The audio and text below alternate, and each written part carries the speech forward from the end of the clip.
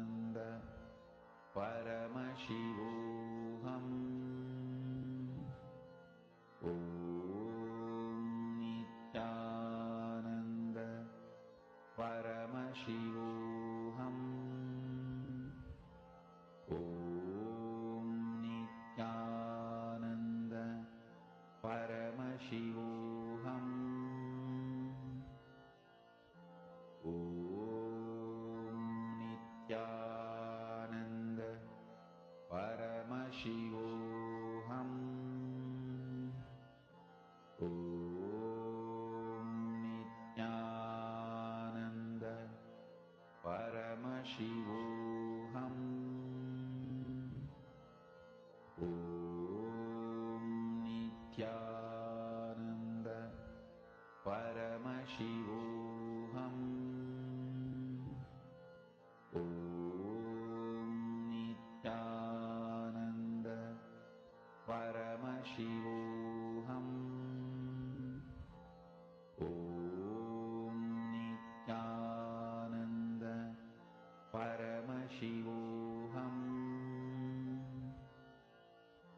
Om Nithyananda Paramashivoham. Om Nithyananda Paramashivoham. Om Nithyananda Paramashivoham. Om Nithyananda Paramashivoham. Om Nithyananda Paramashivoham. Om Nithyananda Paramashivoham. Om Nithyananda Paramashivoham. Mahamahavaagya, spiritual lullaby for Samadhi, and Suprabhatam, wake up call, wake up song for Paramashivam. This Mahamahavaagya is spiritual lullaby for you to fall into Samadhi. Suprabhatam, wake up song for Paramashiva to wake up in you. Just remember this one powerful cognition. This Mahamahavaagya puts me in Samadhi. This is spiritual lullaby for Samadhi. And Suprabhatam, wake up song for Paramashiva in me. For Paramashiva to manifest. With this one spiritual powerful cognition, chant this Mahamahavaagya.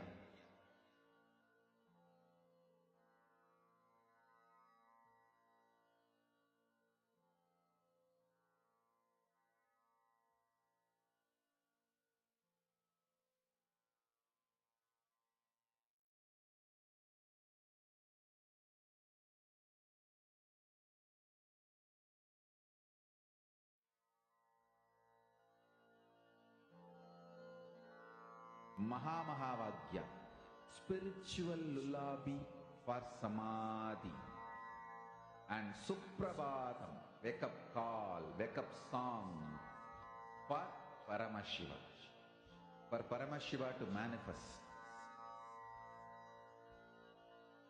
With this one spiritual powerful cognition, chant this Mahamahavaagya. Om Nithyananda Paramashivoham. Om Nithyananda Paramashivoham. Om Nithyananda Paramashivoham. Om Nithyananda Paramashivoham. Om Nithyananda Paramashivoham. Om Nithyananda Paramashivoham. Om Nithyananda Paramashivoham.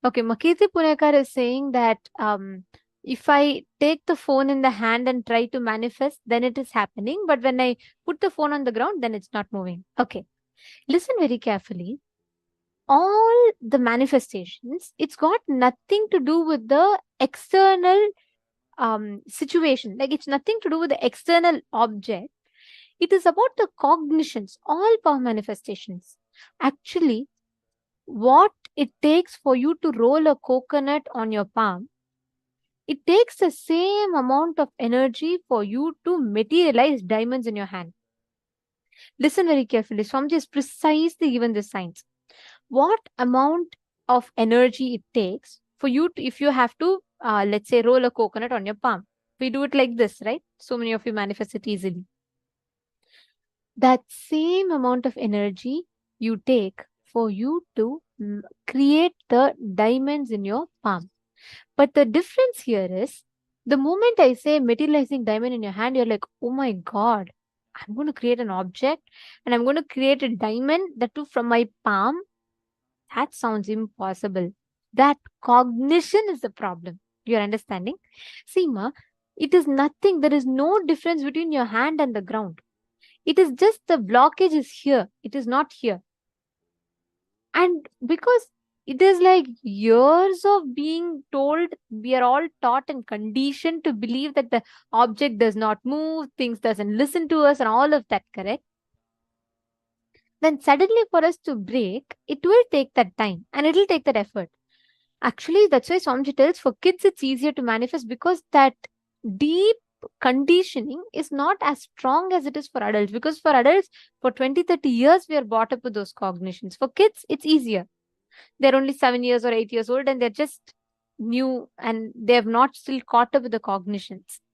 My regular, it does take time, but the time taken does not compromise the quality or quantity of manifestation. Are all of you understanding this? Actually, it's not just for my regular.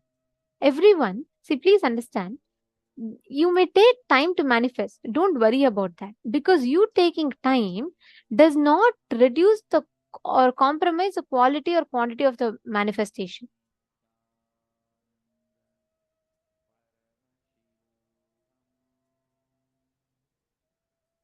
Akash, yeah, it's okay. Don't worry.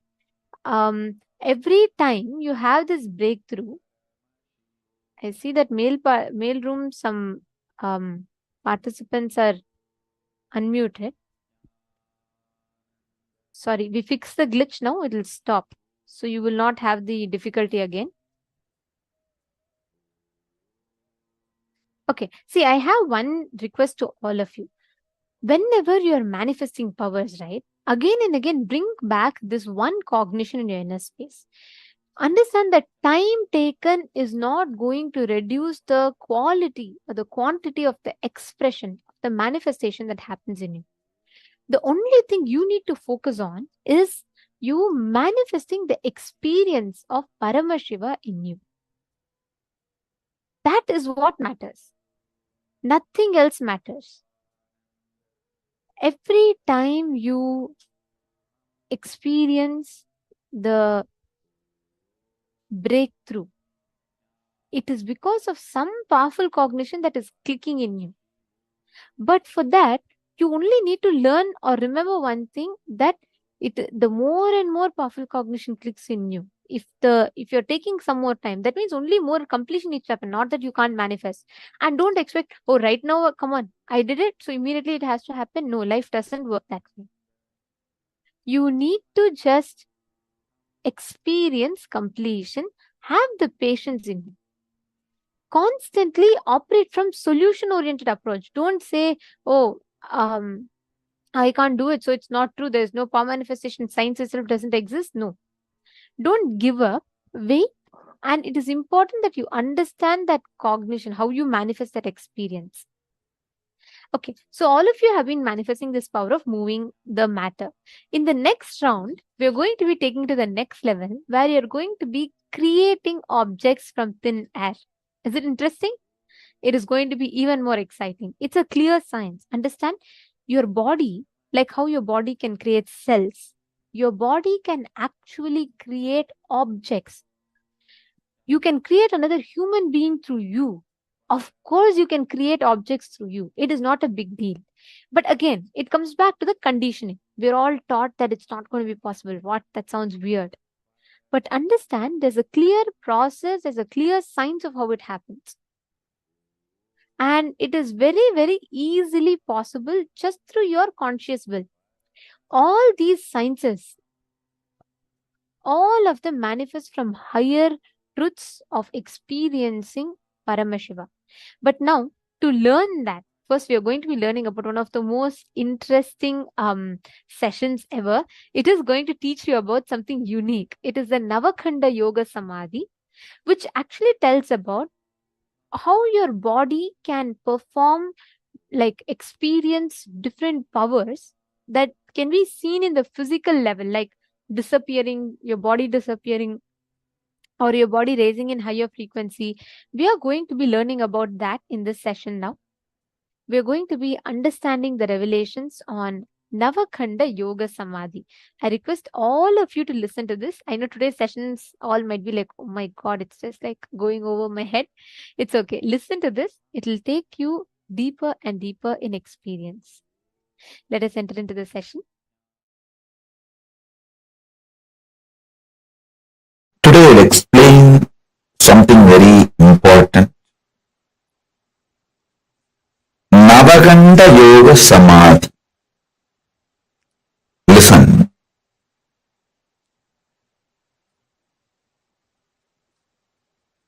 Listen to this word, Navakhanda Yoga Samadhi.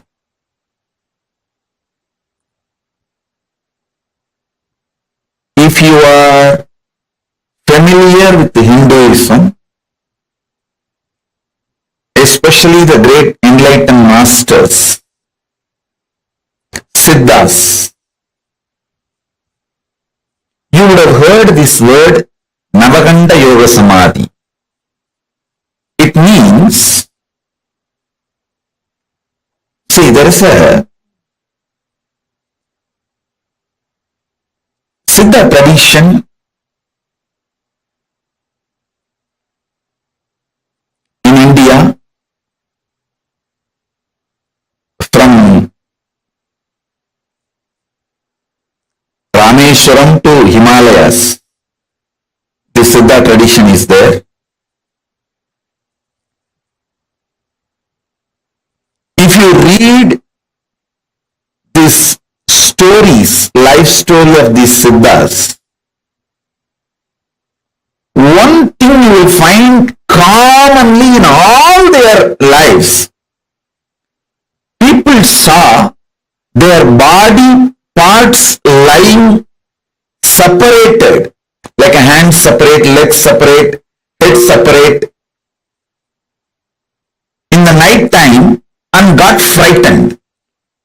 This incident you will see multiple times getting repeated in so many masters' lives. How many of you read any Siddha's life where you have heard this incident? Raise your hand. Navakhanda Yoga Samadhi, it is called. The body may be in separate parts. Hands will be separate and legs will be separate. Head will be separate. Body will be separate. But morning it will all assemble, settle down, and they will come back. They will start doing all their activities. It is not just Shirdi Sai Baba. Thousands of Siddhas, I should say not just thousands, even lakhs, comfortably I can say lakhs.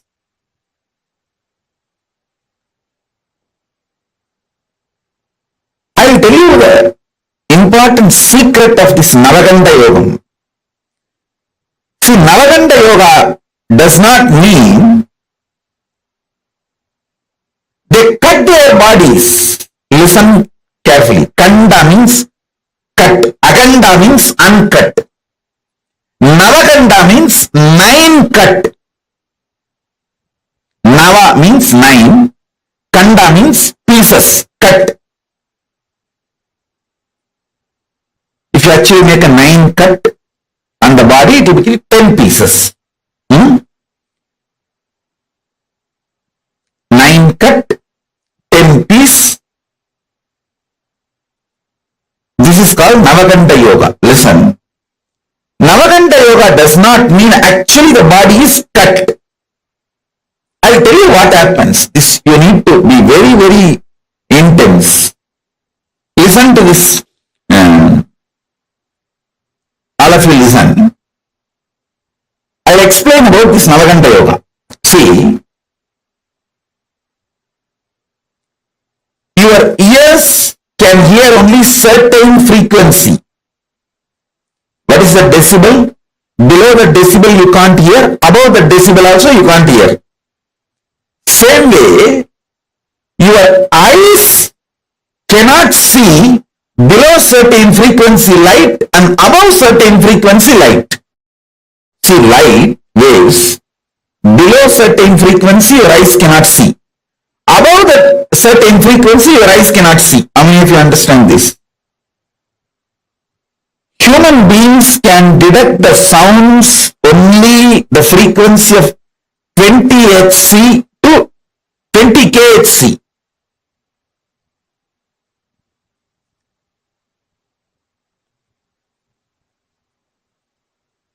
Well, only 20 kilohertz. 2 hertz to 20 kilohertz only human beings can see. Not more than that. If it is below 20 hertz, you can't see. If it's above 20 kilohertz, you can't see.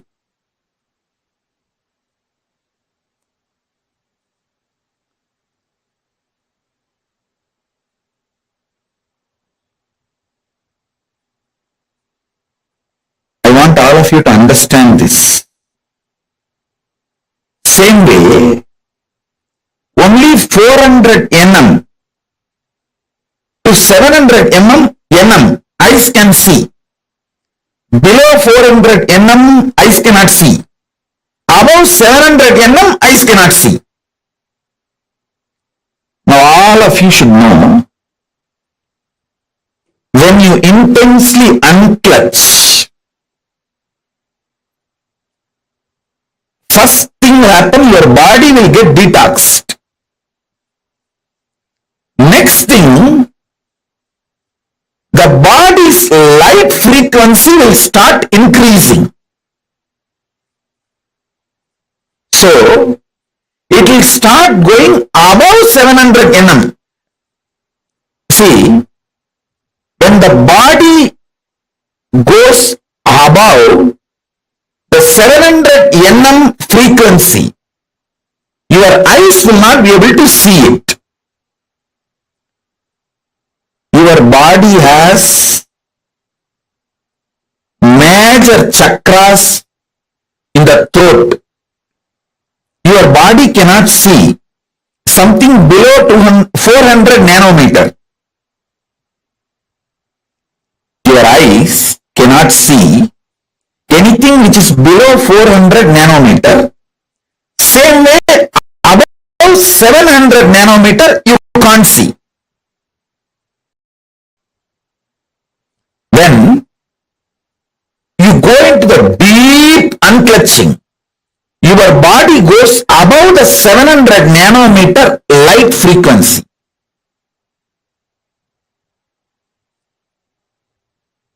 If your whole body has gone above the 700 nanometer frequency, completely nobody can see you.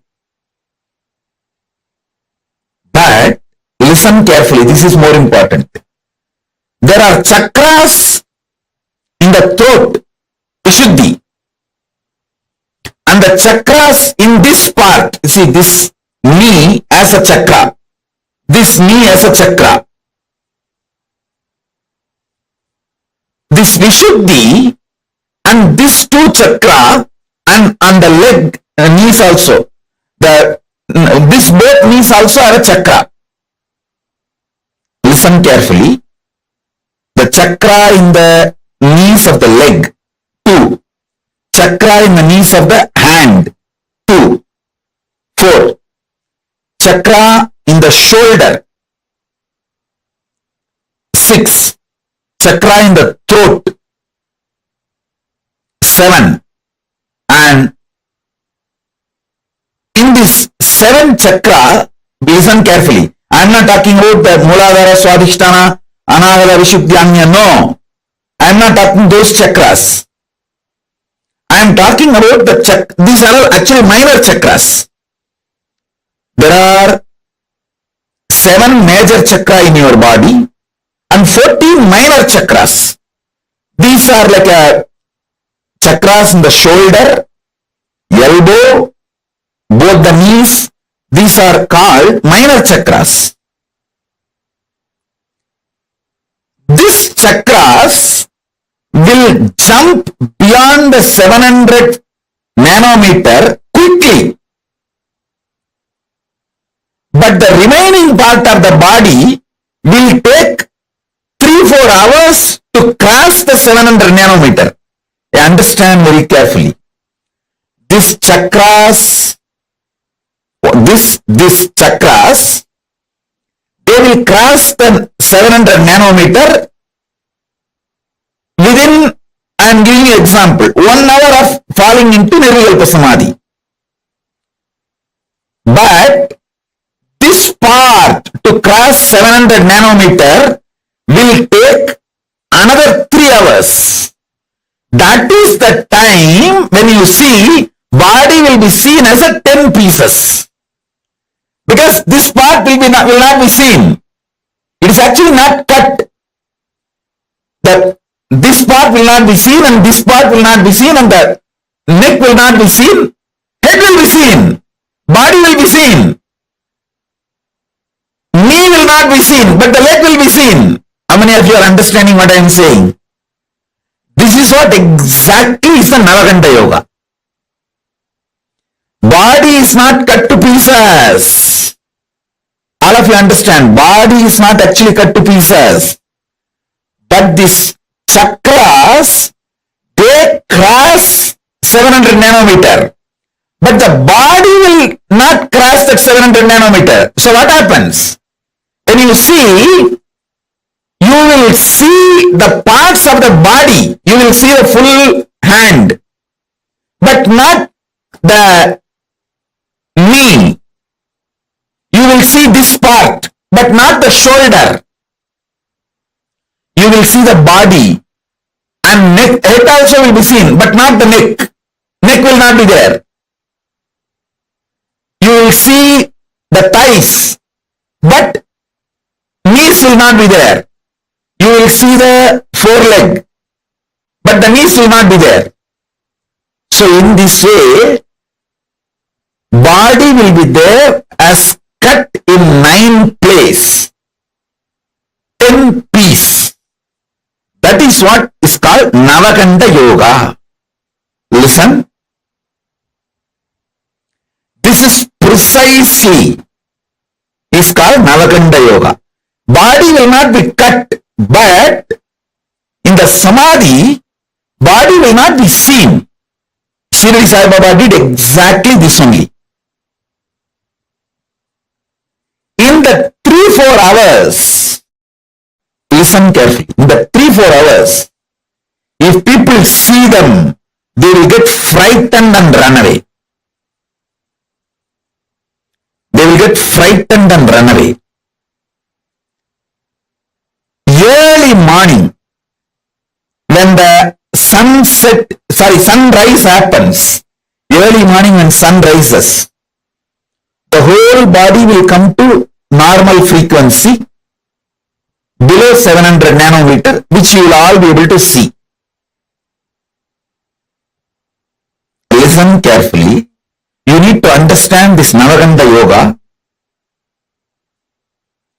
Actually, at least we have 50 people who have seen me in Navaganda Yoga. In Tiruvannamalai and Erode, Tiruchengodu. After I started living the public organization life, I stopped it. Because people won't be, one thing, in that Navaganda Yoga Samadhi, it is too high Samadhi. I will not be able to relate with all of you normally. That's one reason. Second reason, this Navaganda Yoga Samadhi is nothing but leaving the body and going to Kailasa and coming back. My gurus taught me this Navaganda Yoga Samadhi in Tiruvannamalai and in Tiruchendur. Both places, people have seen me in Navaganda Yoga Samadhi. After I started the public life, I think around 2003-04, I stopped practicing this Navaganda Yoga Samadhi. Because two reasons. One, people will be frightened. Second, in this Samadhi, I will not be able to relate to you all in a normal way. I will see your whole past. There cannot be normal relationship. Due to that, I stopped it. Now, because I am out of the human society, I have started doing and started downloading many things from Kailasa through this Navaganda Yoga Samadhi. Today, I am going to give you the glimpse of this Navaganda Yoga Samadhi and what I bring from Kailasa through this Navaganda Yoga Samadhi.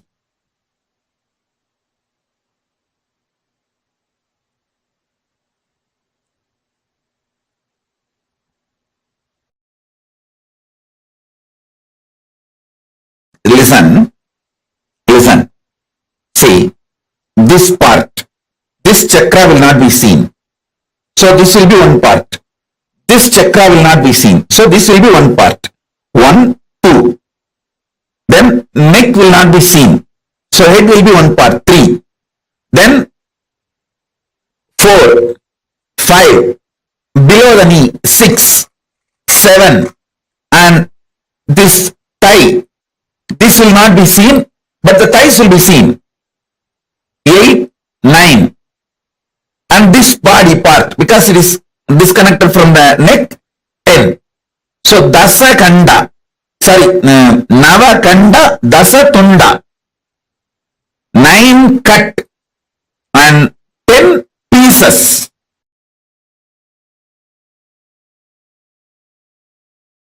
What is being played here is not music, it's a mantra. The great Siddhas, enlightened beings from whom this Navaganda Yoga Samadhi science is taken, their verses in native language, this is called Prakrita, senior to Tamil, senior to Sanskrit, there is a language called Prakrita. These verses are from that Prakrit. The masters who gave this Navaganda Yoga Samadhi to me, it is their verses. It's like a mantra. It's not music. So please sit with this vibration. These mantras will infuse unclutching into you and take you to a higher level. This line drawing, Paramashiva is wearing the tortoise shell on his neck and the tiger nail. This line drawing is unique, described in Agama. Especially the form of Paramashiva, you need to meditate on this form of Paramashiva to clear up all poisons and to learn the mantra to remove poisons.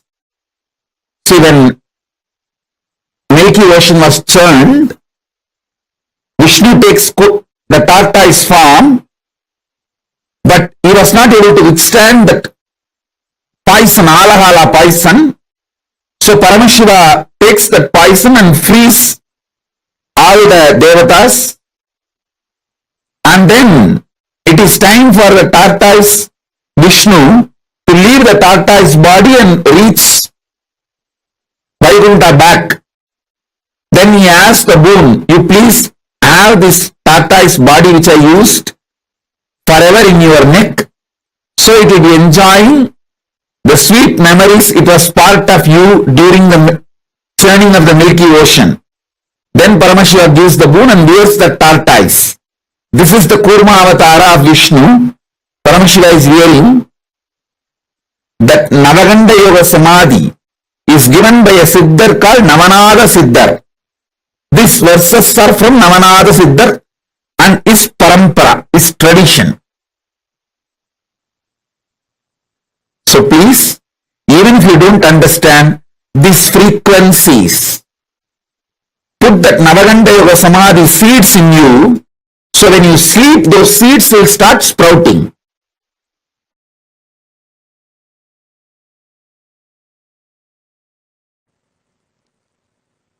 Will persistence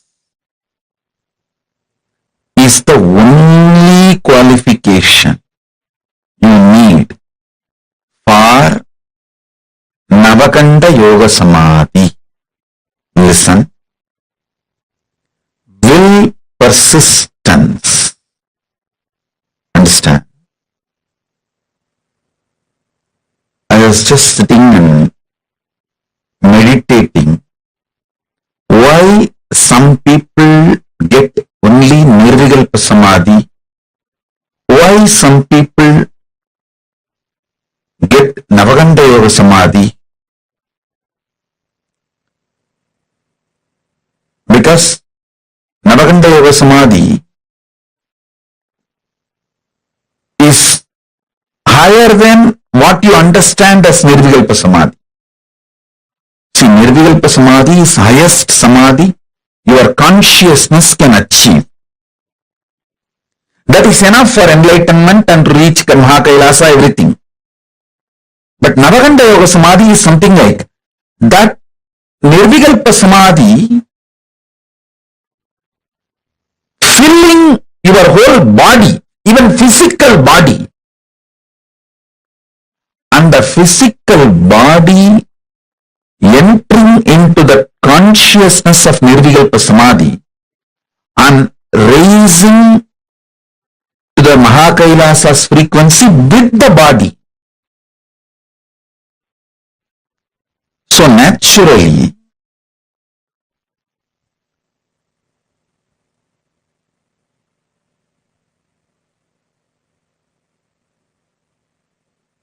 I should say that Navaganda Yoga Samadhi is like a going more than Nirvikalpa Samadhi. Listen. Many people achieve Nirvikalpa Samadhi and be satisfied with it. That is like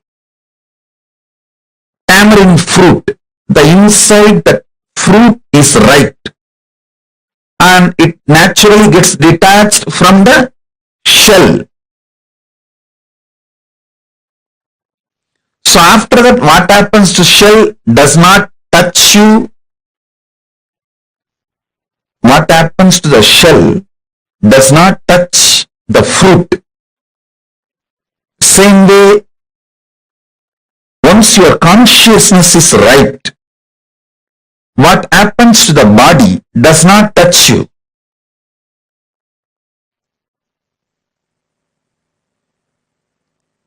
Many people come and tell me why great beings like Ramana Maharshi, Ramakrishna, Ram Surat Kumar all had cancer. Listen, they did not have cancer. They did not leave the body due to cancer. After they left the body, cancer took it. They decided to leave the body, so something has happened to the physical body to go back to the earth. So cancer took it back to earth. So be very clear.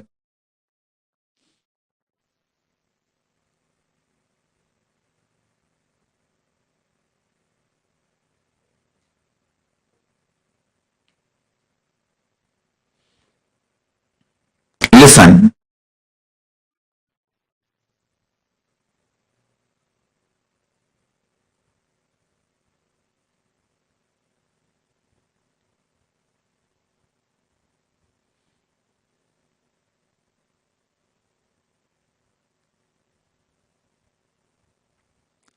need to elaborately understand this Nirvikalpa Samadhi and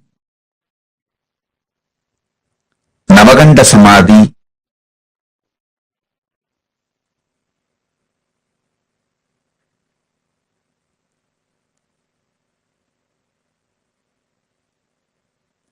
Nirvikalpa Samadhi is your consciousness ripening. Navaganda Samadhi is even your body, along with your consciousness, raising to the higher worlds, higher time zones, higher energy fields.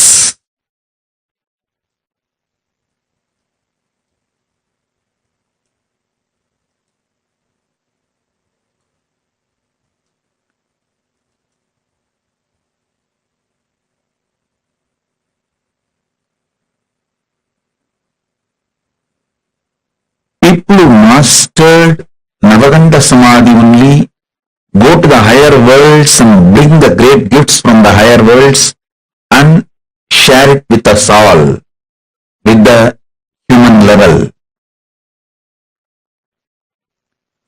So Navaganda Samadhi is something furthering of Nirvikalpa Samadhi.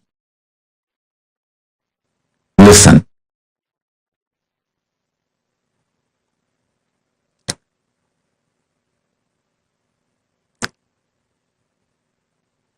See, yesterday I was sitting in Samadhi, wanted answer for this question to share with you all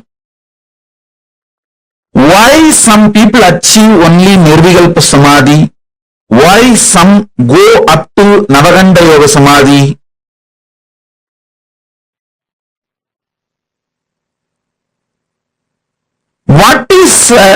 What is the ingredient, unique, real, principal ingredient for the alchemy of Navaganda Yoga Samadhi? Understand? Unique, principal, primordial, or I should say that true, right, source reason for someone to travel to Navaganda Samadhi.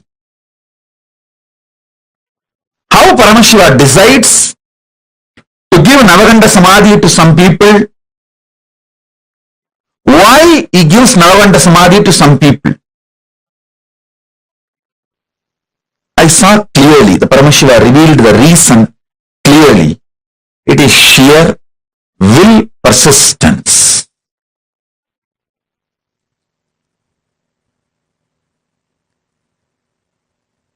You may ask, oh, after Nirvikalpa Samadhi, naturally your will dissolves.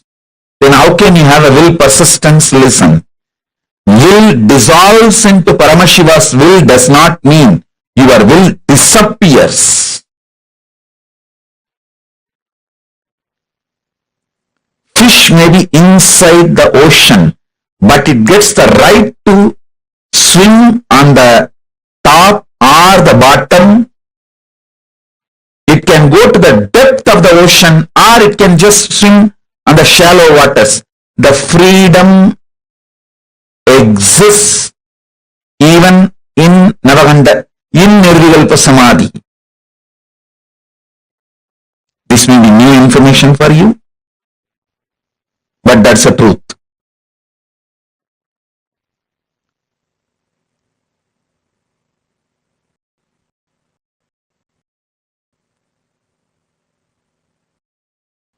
Decision whom Navaganda Samadhi is basically done by Paramashiva based on the will persistence of the individual.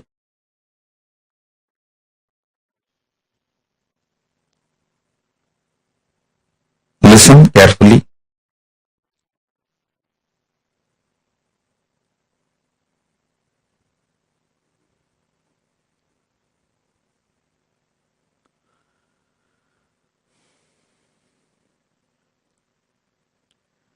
For any normal human being, Nirvikalpa Samadhi itself is enough. But if you want to be a teacher, guru, an incarnation, to bring great things from vertical time zone, higher worlds, and share it with the world, then you need Navaganda Samadhi.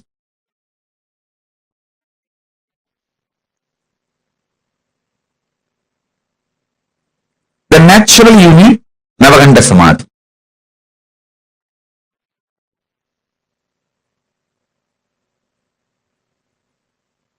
So understand,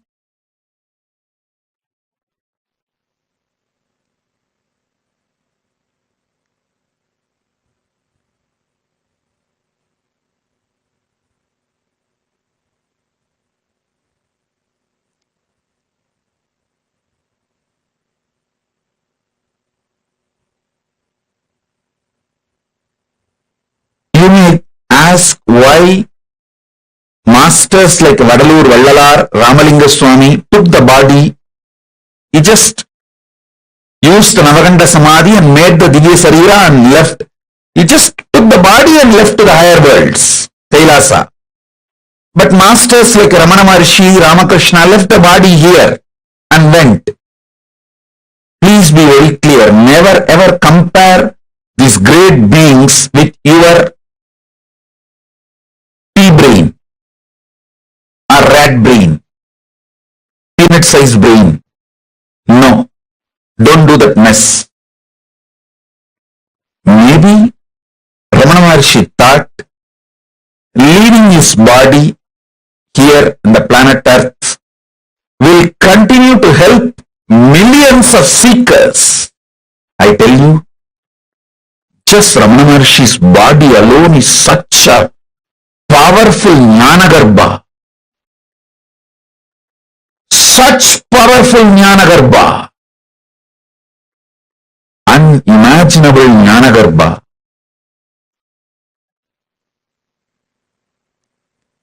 It made millions ripe into enlightenment, including me.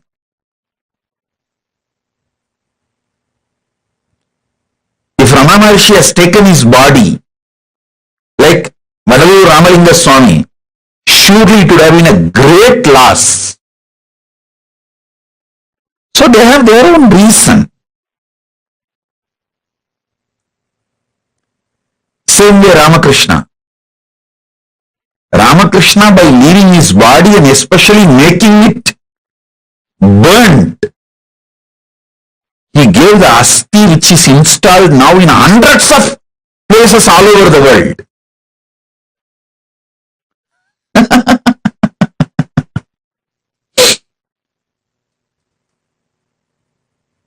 So each one of them have their own reason.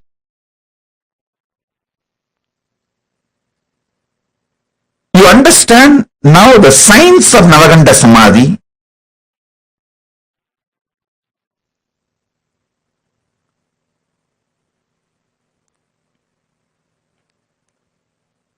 Fundamental qualification is will persistence. Listen.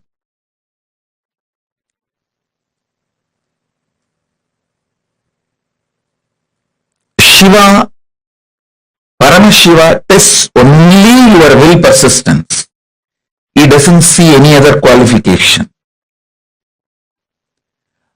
You can't earn these great samadhis by your own qualification.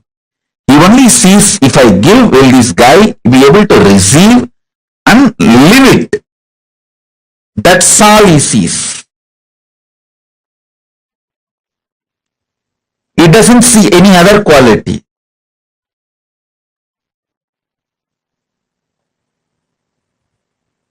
He tests your devotion. That's all, nothing else. Devotion means will persistence, that's all, nothing else. Navaganda Yoga Samadhi can happen in you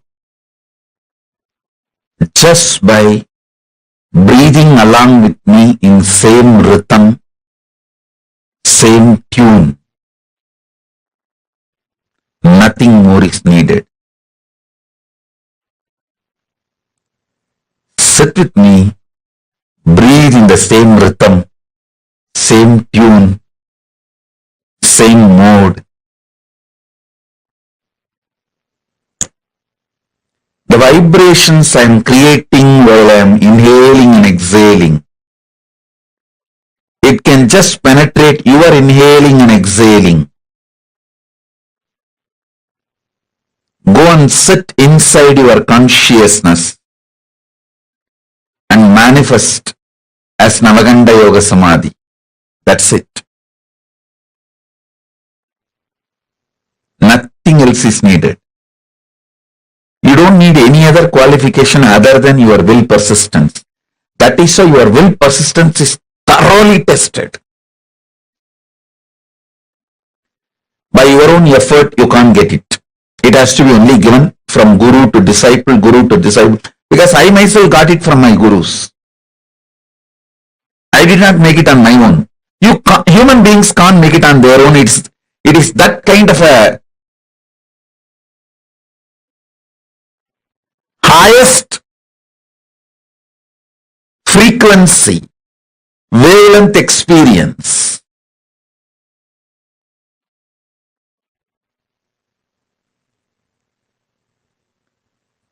It can only be given from the higher dimensions. Means from guru to disciple, you can never make it on your own.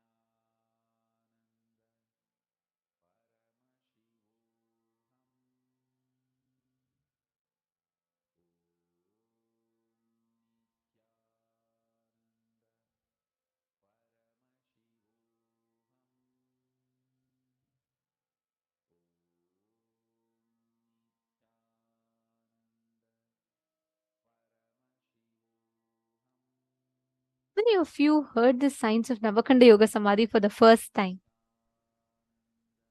Could you all please post in the chat?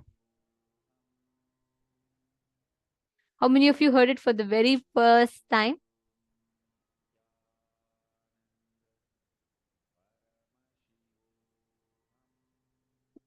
Wow, okay. Navigilaya, Nithyanandam, welcome. And come on, others, how many of you heard? Lev, Herman, Akela. Come on, can I request all of you to share?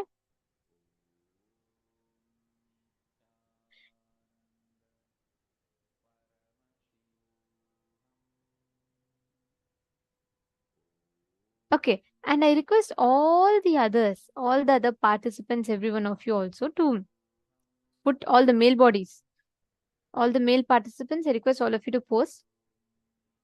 See, Navakanda Yoga Samadhi is a very unique science. Nithyananda Jnana Yogini is putting, wow, this is very powerful cognition that free will exists even in Nirvikalpa Samadhi.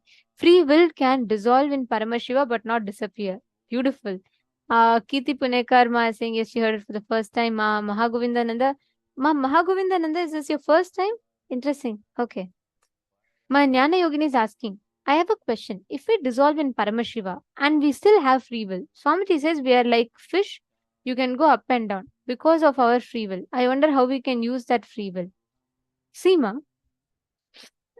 free will is like, I'll give you an example, just an analogy, okay? Let's say I give you $10,000. Me giving you $10,000 is like my decision. It's my freedom. Now I can give you the $10,000, but how you are going to use that $10,000 is up to your will, right? Like, for example, you may choose, okay, with all the whole $10,000, let me just waste it on buying an iPhone, or let me just use it to serve Annadan, or let me just do a startup with it. What you want to put that $10,000 into, that decision is yours. See, for example, Paramashiva can bless you to become enlightened. He can even give you the enlightenment, but to accept it is your decision. I can give you the food, I can even forcefully put it into your mouth, but swallowing is your decision. That swallowing part is free will. That only you can make the decision. Understanding? That is what is called free will. The free will, if it's very important that we understand this properly, because even Paramashiva or Guru cannot override your free will. Let's say you reach up to even enlightenment stage and you're just about to get enlightened and you're in the last step, but you decide, I don't want it now. If you tell that, even Paramashiva can't do anything. Understand, that is the exact, Swamiji tells, that 2% or whatever percent difference is there between your individual self and Paramashiva. That 2%, that free will makes a huge, it has a huge significant role to play. If you're about to get enlightened, but out of your free will, you say, Paramashiva, I'm done, I don't want anymore. Paramashiva can't, he can enrich you. He can even try to make you understand why it is important to you and why you should not miss enlightenment, but he cannot force you. That is why a free will many times unfortunately becomes an obstacle for us when it is driven by mind. You're understanding? Maya, Jnana Yogini. So even if you dissolve with Paramashiva, as long as you have free will, you have that freedom to come out of that space. If you decide saying, Paramashiva, all that I know as I, me and mine is yours, and you just attain Sayujya Samadhi, means you're completely in one with Paramashiva, you don't have then you will never come back. It's like you're in oneness with him. You become Paramashiva. That I identity individually will not exist. Understanding? Ma Shivansh first time, Karen Yang first time. Oh wow. Fiesta first time. Okay. Sanghavasini, Pehuayang. So many of you hearing for the first time. Okay. Ma Vinuja is asking a question. Are we interfering the nature of the object by trying to move them? And manifesting objects is morally okay in terms of nature? Very beautiful question. See, first and foremost thing in this, you manifesting a power, always manifestation of Shakti is in tune with nature. Understand, whenever you are having the free will and you consciously decide, let my free will be one with Paramashiva's will. And from that space, whenever you make a conscious decision to move something, you're entering into the space of oneness with it and you're moving it. And every time you manifest a power, you're not just energizing you, you're energizing even the object on which you're manifesting the power. In Siddhi, it is different. In Shakti, you are whatever we are manifesting a Shakti. You're not doing some sadhana or tapas for you to achieve the state. You are operating from the space of oneness because the initiation by Swamiji, establishing yourself from the space of Advaita, you're manifesting this power. So whenever you're operating from the space of oneness, never you will be against anyone's nature. Actually, this reminds me, someone had asked me, we were talking about Gurukul, and in Gurukul, we have a practice where we talk to the rose plants and make the rose plant drop its thorns. So the person saw this and first he was really amazed, and then he asked me as to why do you guys do this? Don't you think it's against the nature of the rose plant? I was thinking about it, and then I got it like a click. I understood. See, when we are sitting with the rose plant, and let's say I have the rose plant and I'm connecting with the rose plant, it's actually a very, very, very beautiful practice that Swamiji has given to us. It's a powerful initiation where we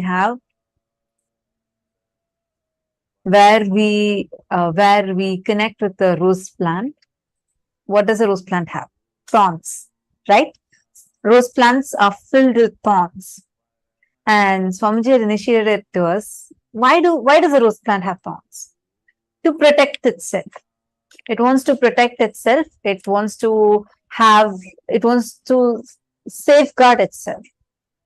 Now, why does something needs to protect itself? Because it feels it can be violated. But when you go and give it the assurance that you will be there to protect it, and it does not need that. It does not need to feel that it can be violated. And when you are sitting with it completely without violence, the rose plant drops its thorns. In Gurukul, we have a garden of hundreds of rose plants without thorns. We have shown these multiple times, and the way how the power manifestation happens with the rose plant, it's so amazing. Like, I remember Swamiji was casually walking right after satsang. Swamiji was walking near the Rajya Sabha. That's the meditation hall where all of us go and listen to the satsang. And Swamiji was walking by. We were a group of balasans. I think all the entire group of kids were all there, just assembling in a line to go. And so sweetly, Swamiji walked up all the way to us. And Swamiji was like, Swamiji was talking to us. And then Swamiji was saying that all you guys immediately get rose plants. And then Swamiji was very casually, Swamiji revealed his entire science to us. Swamiji said very casually, Swamiji was like, this rose plant, nature listens to you. And the moment you go in the space of completion, nature will exactly mirror that to you. So Swamiji was revealing this to us. And Swamiji was explaining to us, saying, all of you guys just go sit complete inside you and go and talk to the rose plant. The moment you give it assurance that no more you will violate it and no more you will have any kind of violence, it does not need to protect itself like this. It does not need to feel violated. The rose plant will drop its thorns. Understand? We do not pluck a single thorn off the rose plant. If you pluck a thorn, the rose plant actually gets like a wound over there. You'll actually see a dark brown spot over there.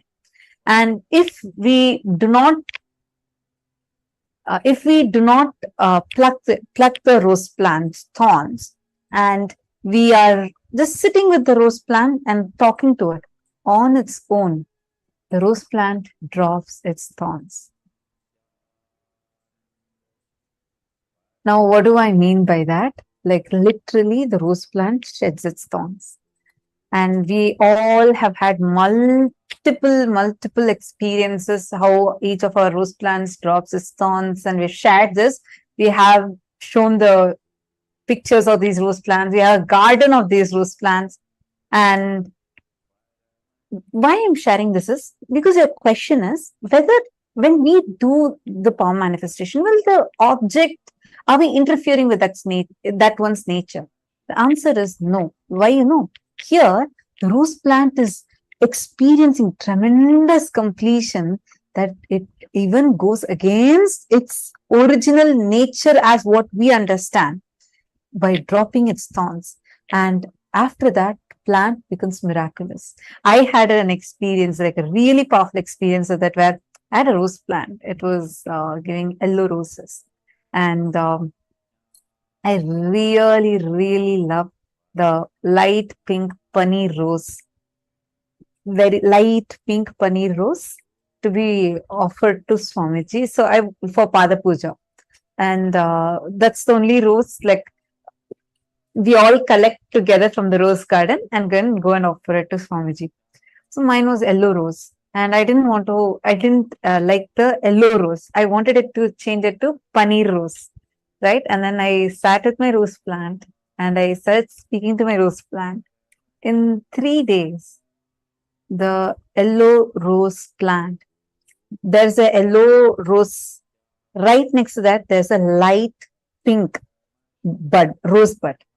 Nothing was done to the plant. No kind of a dye was added. Nothing was done. The very smell of this rose will be completely different. If you know about the paneer rose, you know what I'm talking about. It will be very light pink in color, and the very smell of it will be completely different than normal roses. And after talking to the rose plant, in 3 days, the rose completely bloomed. I had a plant with a yellow rose, and right next to that, a paneer rose with it. Like, there are tons of stories. So many kids have had this as an experience. Whenever you do power manifestation, you are only getting into more and more and more oneness space and helping, you're getting even the nature to completion, nature to Advaita with you. See, for example, if you are, let's say, if you are giving a hug to someone out of love, will you call that as interfering with the nature of their object? No, right? It just means you are experiencing that love out of which you're connecting with the person. Same way, when you manifest powers, it simply means that you're experiencing oneness. You are manifesting that space of oneness, the space of your reality with the object in front of you. It is not it is only if it is something that alters the object from its original state of existence, it is called interference. It is artificial interference. For example, if you try to change the object, if you try to do something, that is called artificial interference. But when the object is as it is and the consciousness within that object responds to you, it is called you connecting with that object. It is not interference. You're understanding? It's a big difference. Does it make sense, Ma Vinuta? Yes, perfect. Okay.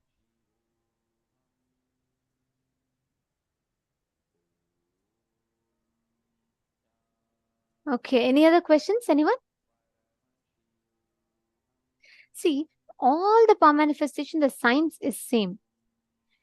When you manifest, Ma Valini Subaya, you're saying about how coconut moves easily and you understand it's a conscious, it's just a cognition. I'll tell you one thing. Every moment in life, everything that you do, it is just the conscious decision, the cognitions that you carry, that has a role to play in the results that you experience. Your beliefs manifest. It is not your understandings. It's what you believe in. That's what manifests as reality. If you are consciously believing it's very difficult for me, I can easily move. That's why some kids, Gurukul kids, right? It will be so easy for them to read with their eyes closed. They'll be able to read from side, but they can't read in the front. It is just cognitions. Each time when your cognitions differ, the experience changes. That is why Swamiji revealed something called powerful cognitions, where based on your experience, you manifest the reality. Okay, now are you all ready? We're all going to be entering into something very, very beautiful and interesting. We're going to be manifesting one of the most subtle but most unique and powerful power. We're going to be manifesting the power of materialization.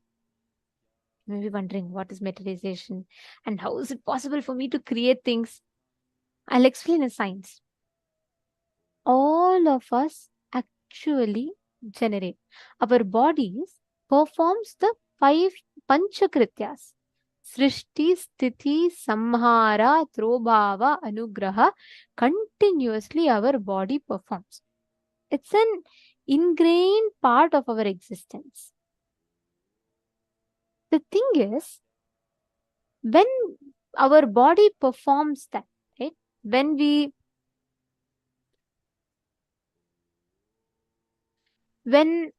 our body performs the Panchakritya, at some point we start believing, we start looking at it as if it is, it's just, we have taken it so much for granted, we forget that our body has the power to generate. A mother creates another human being in her.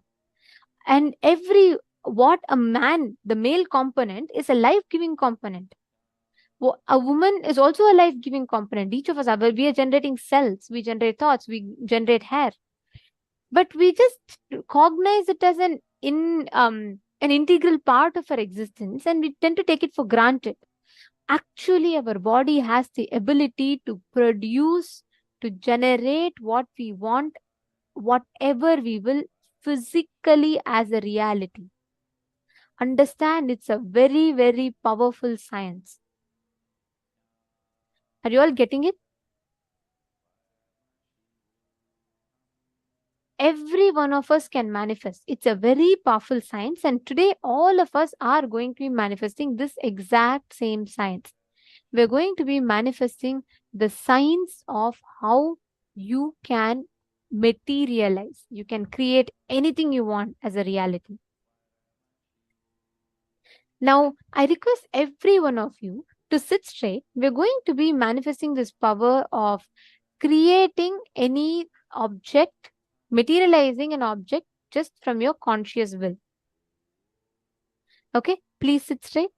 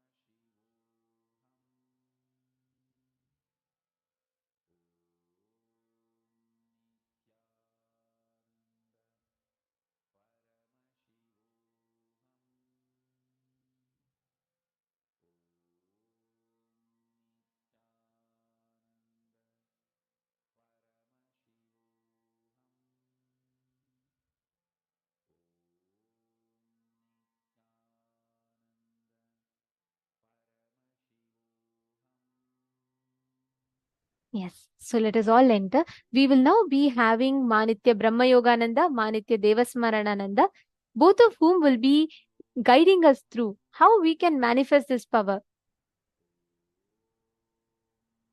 So let us get ready.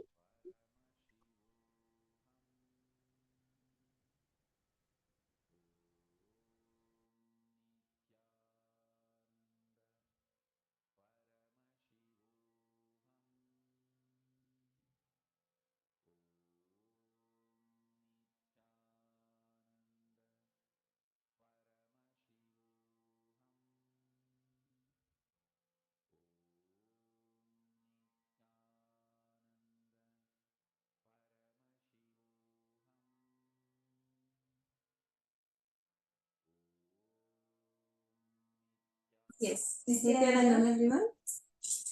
Yes, so now we are going to be entering into the power manifestation. And after we learned about the science of Navakhanda Yoga Samadhi from Swamiji, and how this whole Navakhanda Yoga Samadhi happens by entering into the higher frequencies, and that happens by the intense unclutching which the masters and the enlightened beings do, right? So now we are also going to be manifesting the power of materialization, where we will be entering into a higher frequency. Actually, when we do any power manifestation, at that time our whole being gets raised into a higher frequency, and that is how the power manifestation happens. Because for power manifestation to happen, Swamiji has to flow through us. And Swamiji is in a higher frequency. So Swamiji will raise us to that frequency. And when we are raised to that frequency, we start manifesting powers. So now using this, just by holding the intense will persistence, and all of us have to be really intense in this power manifestation. We just have to be completely focused and intense. You'll see that the power manifestation will start happening very easily. Yes, please understand. It's the space of unclutching. When we are unclutched, you will see simply Swamiji will be able to flow through each one of us. And simply our frequency raises. So that's very, very, very powerful way to raise our frequency. Just our thoughts, which kind of bring our frequency down, right? So when we are in that unclutched space, just don't go into your thought process. Just let the thoughts come and go. So when you are in this space of unclutching, you will see that simply your frequency will raise, and you will be in that beautiful space of oneness with Swamiji. Swamiji will be able to simply manifest through each one of us. Of course, Swamiji manifests very powerfully. We have to allow Swamiji to manifest through each one of us, and that will happen very effortlessly for each one of us. This is one of the most easiest power to manifest. And actually, you'll see that when you just sit, and just now we had a very powerful unclutching process, right? So now all of our inner spaces, all of our minds are all in a space of unclutching. Like we just had, we are unclutched right now. So that space is really high now. And when we listen to Swamiji satsang, it was literally like an initiation. So now is a perfect time to manifest. And actually, this whole power of materialization is that when you raise to a higher frequency, and the antimatter, means whatever is not materialized, whatever has not appeared yet, comes to the frequency of planet Earth, comes to our plane, and it manifests as kumkum or vibhuti or chandana, whatever we are materializing. And in this round, we are not only going to be doing a normal materialization, but we are going to be materializing on Swamiji's Atmamurti. And that itself is a different level of power manifestation, because Swamiji's Atmamurti is an embodiment of Swamiji, which is in a higher frequency. So you'll see how the manifestation happens 100 times faster when you are materializing on Swamiji's Murti. Yes, so I invite and request each one of you, please do not miss this very exciting power, and let's all get ready. If you all have ashdas, please do apply them on your third eye, on your temples, and let us all get ready. Let's all sit straight and hold on to the beautiful space of initiation and oneness with Swamiji. Yes, and as Nithyananda was actually explaining, that this power of materialization, many people actually do have the cognition that, oh, this is hard. But actually, this is one of the easiest powers. Like just how rolling a coconut is super easy for all of us, the same effort, the same unclutching, the same feeling connection is required for the power of materialization, right? For any power which all of us manifest, we just have to do one thing, which is connecting to Swamiji. And that is what we are going to do in this power also. So I request all the participants to get your Atmamurti, or if you don't have one, you can get your Atmalinga or any deity on which you can do the materialization.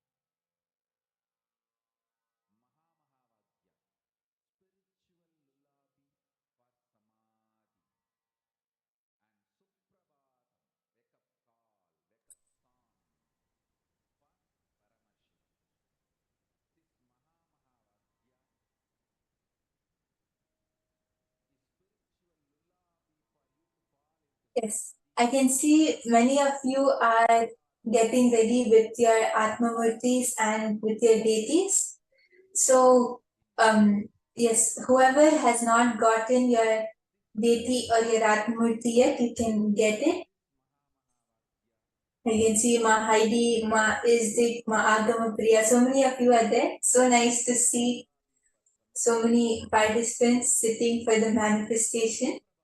So I request everyone from all the rooms, everyone, you can get ready with your Atmamurti and we can start the manifestation. And there is just one very simple technique which we have to do for this manifestation. You just have to connect to Swamiji and remember your favorite moment with Swamiji, your favorite time, your favorite experience, which gives you the feeling connection with Swamiji. You just relive that experience, that moment, that time, and that experience again. And when you're in that space of feeling connection with Swamiji, when you're in that space of devotion with Swamiji, that time you'll see, because when you're in that space, when your inner space is open for Swamiji, it will be easier for Swamiji to flow through us. We'll become a clear channel, and that when that energy happens, when the energy raises itself, materialization happens. Actually, materialization is not only a separate power, but during puja we materialize, during power manifestation, while manifesting any other power we materialize. While doing a temple ritual like abhishekam or alankar, materialization happens. And that is because in these times our energy is raised to a higher frequency.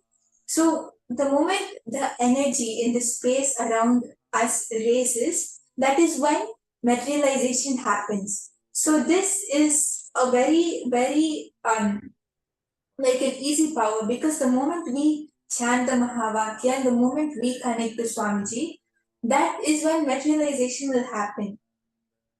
I would like to add what Ma Brahma Yoga just shared. It is that beautiful space which we are in, right? That presence of the divine we feel, the oneness and the sweet experience which we experience whichever space we are. That space, that auspiciousness happens in that space. And materialization is just a side effect. Like how Brahma Yoga just shared, during puja, doing connecting to the deities, doing the alankar, all these times, we are in deep, sweet space with the divine, right? So that is the time when we experience that oneness, that sweet connection with the divine. Materialization is a side effect. That's why, whatever is your sweet moment with Swamiji, it can be a powerful cognition you received, or it can be initiation, or just a sight or a remembrance of Swamiji. It can be anything. So connect to that space inside you. Connect to the deity in front of you. And then you will see just the materialization happens, right? And I would also like to share my own experience of how I've done materialization a few times, but this time, it was not where I sat and decided, okay, I'm going to do this power manifestation. It was Ganesh Chaturthi, and I was doing Abhishekam for Ganesha. And it was feeling so nice, right? The chanting was happening, the bell was ringing, and it felt really nice. It was in Swamiji's courtyard, we were doing it. So the space was such a nice space, and I was really enjoying doing the Abhishekam. At that time, by the time I finished Abhishekam, it was there was an adolescent next to me, and she was like, "Hey, Brahma, see, there's kumkum on Ganesha." Ganesha's full trunk and full face had kumkum materialized on it. And actually, the only time we use kumkum during Abhishekam is in Devi's Abhishekam. Otherwise, we only put chandan for the deities. So there was no kumkum itself in the plate. Kumkum was not even there. And there was so much of kumkum. I got this much of kumkum I got while after collecting. And it was wow, it is such a nice experience, because and all of us could actually see Ganesha smiling. It was so sweet. It was such a nice experience. And it is not something where you have to put effort, you have to intensely connect, hold your breath, and forget everything. No, nothing like that. If you just enjoy connecting to Swamiji, and I'm sure all of us do, and that is when you really experience the materialization. And if you feel that you can connect to your deity in a better way, that you can speak to it, or you can just hold it in your visualization, however you connect to it, just connect to it in that way, and you'll see that the materialization will happen even before you realize it. So I can see that many of the participants are ready. So we can start the power manifestation. I request all of you to sit straight and just holding that same space of unclutching, which we all just did just now. Just connect to Swamiji, connect to the deity in front of you, speak to the deity. I request everyone to chant the Mahavakya.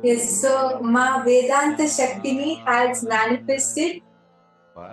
Yes, so Ma have manifested golden dust. Wow, that's amazing. That's amazing, Ma Vedanta Shaktini. All of us can see how Ma has started manifesting, which is very nice. And Swamiji said that when one person in the group starts manifesting, the neurons will start mirroring. Means one by one, all of us will start manifesting, and the entanglement will happen very quickly. So now all of you will see how everyone starts manifesting.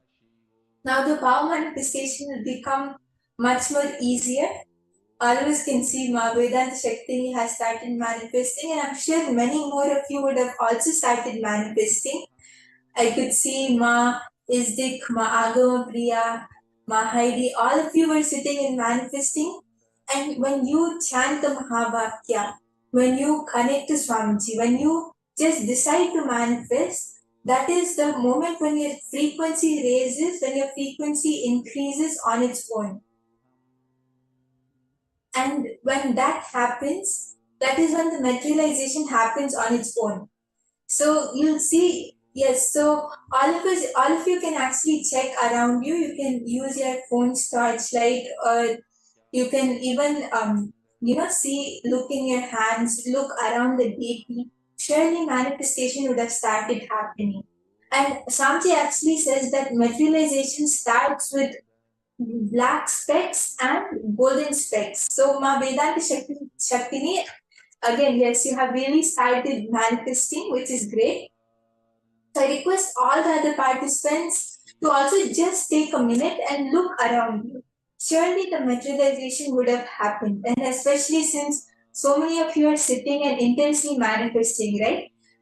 So many of us are there sitting together in one group and deciding to manifest. And when so many people hold the Ichha Shakti that yes, I want to manifest, when there is such a high space of manifestation, when the frequency raises, and when that happens, materialization has to happen. We don't need any other separate thing which we have to do for it. So I'm sure that so many people would have manifested. So I request all of you to just take a minute and check. Ma Diana, Ma Parameshwari, Ma Pramila, all of you were sitting and manifesting. You can all check how was whether the materialization happened.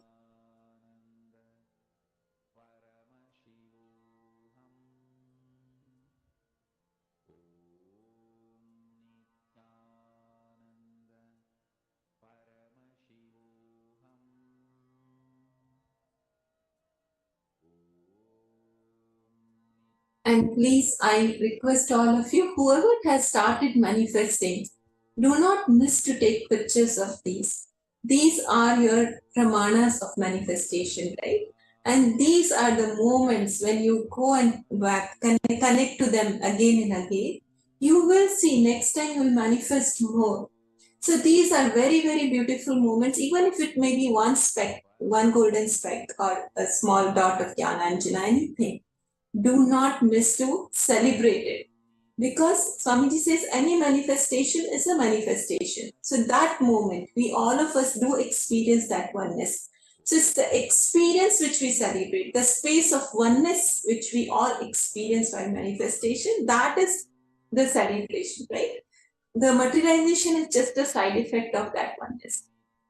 So let's not miss. Let's celebrate that, and let's keep those and revisit your power manifestation moments. You will see that you will be able to manifest more and more when you go back and revisit them, when you rejoice those memories of manifestation.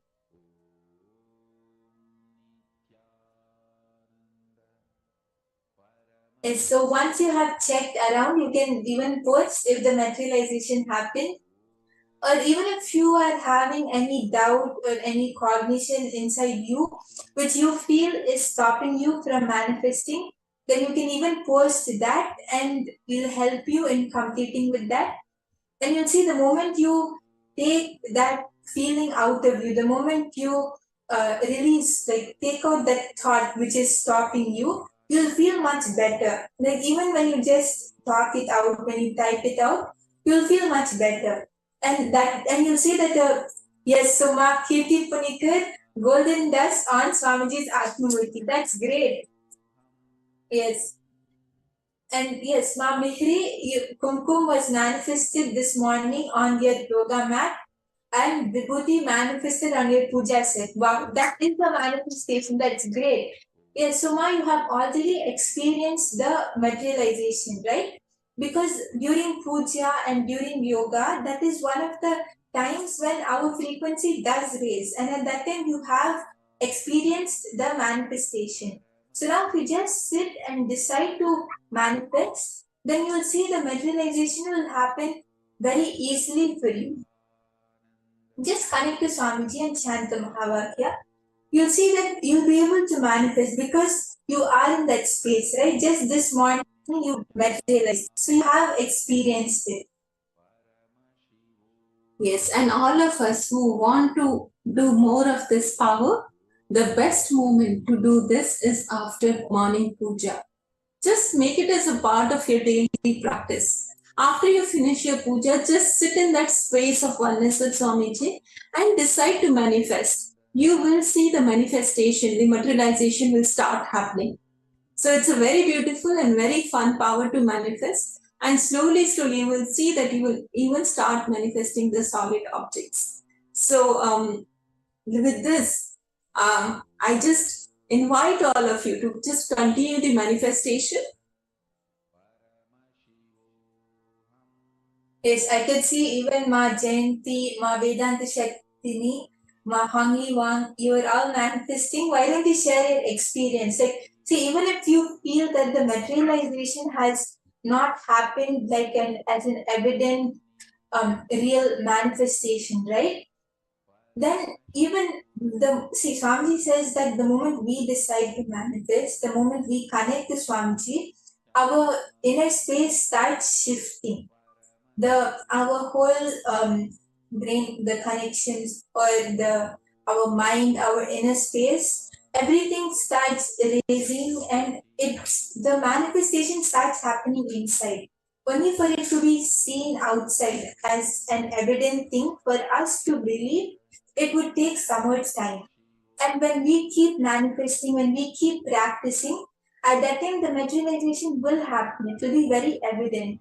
So even if you felt that yes, you were feeling any vibration, or you just had an experience, or however you felt, you can even post that. Even that is a manifestation. It's just that it's not clear and it has not manifested outside yet, but inside you have started manifesting.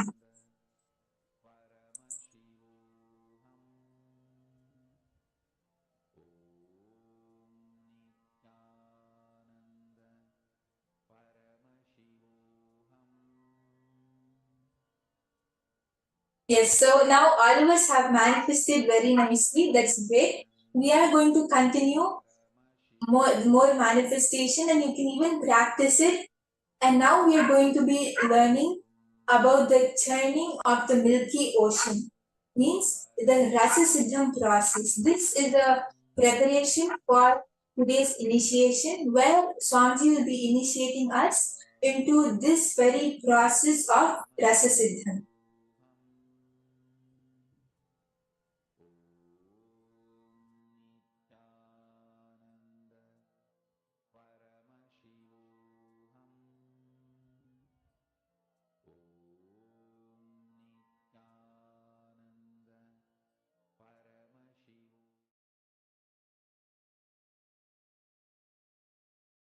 Have you heard the story of churning of the Milky Ocean in Hindu tradition? How many of you heard that story?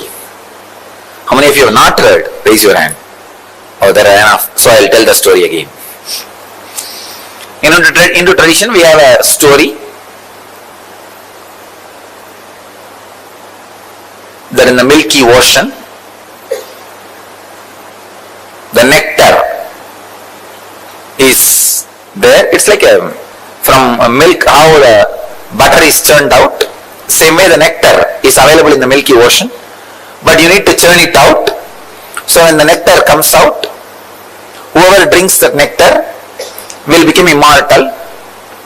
So all the gods, devas, the demigods, all of them wanted to have that nectar. But unfortunately, the poor guys, they cannot churn the ocean by themselves. They need the help of demons also. Please understand, every line is full of philosophical truths. So the gods, they went to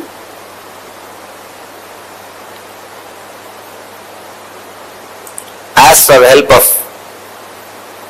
demons. Usually both of them always fight with each other. But the deal was struck that when the nectar comes out, half 50-50 share. So then because the share they agreed, after all they are brothers. Both of them have decided, alright, we will do it together. Then both of them go to their father, Brahma, ask Brahma, creator, we both have decided to churn the milky ocean and get the nectar out. Brahma was delighted and excited. Oh God, I have never seen both teams coming together. It's always an headache for me. One will come and snatch some boon from me and go and torture the other one. The other one will come and complain and take some other boon from me and go and torture the other one. This is a whole day same work. First time both of you guys have come, great. What do you want from me? They asked, we want your help and suggestion and guidance, how to go about. He said, you need the Shivas on which Shiva is sitting, the Meru hill, and on which Vishnu is lying down, the Vasugi, Adisesha, snake. You need the hill, Meru, Kailash as a spindle, and snake, largest snake in the world, on which Vishnu is lying down, the Adisesha as a rope. These guys thought, oh God, that's too much. How to go and ask? Brahma says, no, go and ask both of them, they will give you. It's not a problem at all. But they are not able to, these demons and demigods are not able to trust the Shiva and Vishnu. They directly went and struck a deal with the Kailash hill and the snake. They said, you guys come, cooperate, you will have one share of nectar. Finally, without the Shiva's blessing, Kailash came. Without the Vishnu's blessing, snake also came. And they started the churning. And the Kailash is the spindle, the snake is a rope, and one side the demons, other side the demigods. Even before starting the churning, the fight started. Who will be in the head side? Because head is always special. God said, we only will be in the head side. Demon said, no, we will be in the head side, you be in the tail side. Finally, somehow Brahma intervened and advised, hey, allow the demons to be near the heads. Anyhow, they agreed. The demons were near the head and demigods were in the leg, feet, the tail side. The churning has started. Suddenly, because neither Shiva gave permission to Meru nor Vishnu gave permission to the snake, the hill has started sinking inside the ocean. How many of you have seen that churning when they churn the milk for butter? The Indian villages with spindle, they will churn. The same way the churning has started. One side demons, one side gods, and it started sinking. The spindle. Now big problem, what to do? They ran to Shiva. Shiva is just in Samadhi, nothing can be done. They ran to Vishnu. Vishnu thought it's too much, because not only that spindle is sinking, it is dragging the whole crowd inside the ocean, because all these guys are holding that rope. When that is sinking, naturally what will happen? The whole world is sinking, and there will be no population, no fun. What to do? Vishnu is supposed to be a protector. He rushes and he becomes a huge tortoise and lifts that spindle and holds that spindle on his back so that they can continue the journey. The hill will not be drowning and the people will not get drowned. Because he is a protector, he has to protect. So, Brahma created the chaos, Vishnu is protecting the chaos, the churning is going on. So many things came out. Like a kalpa vriksha, tree which gives whatever you want. Parijata, the eternal smelling flowers. Parijata, kalpa vriksha, ratna singasana, shining throne, and chintamani griha, the house of diamonds, and everything, all the celestial thing, all the Ujjaisravas, that horse, Airavata, elephant, and Shamantaka, the most powerful, valuable jewel in the world.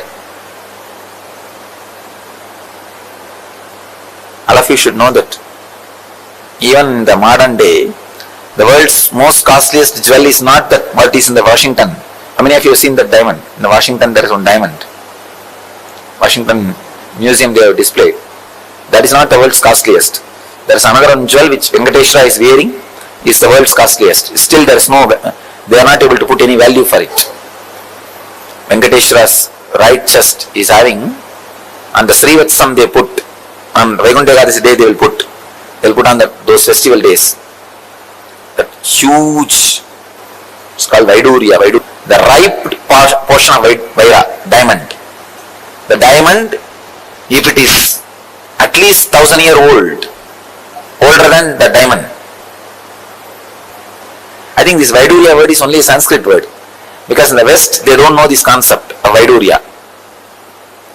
It's like a wine, the old wine is valuable, the most stronger diamond, strongest diamond, Vaidurya, he wears. So that jewel is supposed to have come out of the churning, and there is a one piece, only one piece available in the planet Earth that Venkateshwara is wearing. Anyhow, it's a story, we don't know what else. But all these things came out. Parijata, Kalpavriksha, Chindamani Griha, and Airavata. Airavata is the four-tusk elephant. 4 tusks, not 2. So all these celestial things came out. And the funny part is, when all these things came out, each one went and grabbed. It's mine, it is mine, it is mine. When Parijata came out, Indra went and grabbed. When Kalpavriksha came out, Kubera went and grabbed. When Shanganidhi, Padmanidhi came out, again Kubera grabbed. And when Ujjaisravas, the horse came out, Asuras, Rakshasas grabbed. When the Ramba Menaka Urvasi came out, Indra grabbed. When finally Lakshmi came out, the wealth, energy itself, then Vishnu grabbed. When the Akshamala, the Rudraksha Japamala and Kamandal came out, Brahma grabbed. When all the useful things came out, everybody grabbed. It is theirs, they all grabbed. Unfortunately, that snake has become completely tired. These fellows went on churning, did not bother to feed that snake, poor snake. And that fellow So tired, he just vomited poison. See, when they are churning, the hill was sitting on the tortoise back. That lot of friction, heat, intense heat was created. When this fellow vomited the poison, it went and exactly hit that heat, and poison heated. That is what is alagala. It's not a cold poison. Cold poison will not spread and do damage. The heated poison will spread even in the air and start killing people. The first air pollution, chemical attack. Or I can say first chemical mishappening. Maybe 10,000 times like Bhopal gas accident. Something has happened in that heat. When the poison was added, intense heat, it's a huge destruction. Millions of demons and demigods have started dying.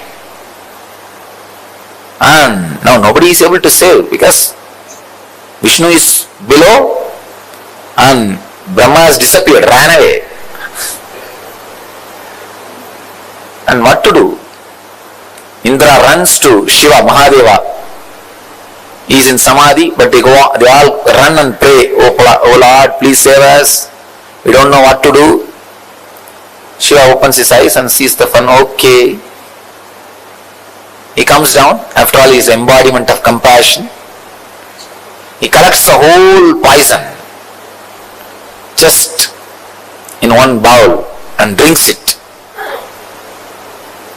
Devi was frightened. Oh God, how will you handle? If something happens to you, what will happen? So she holds the neck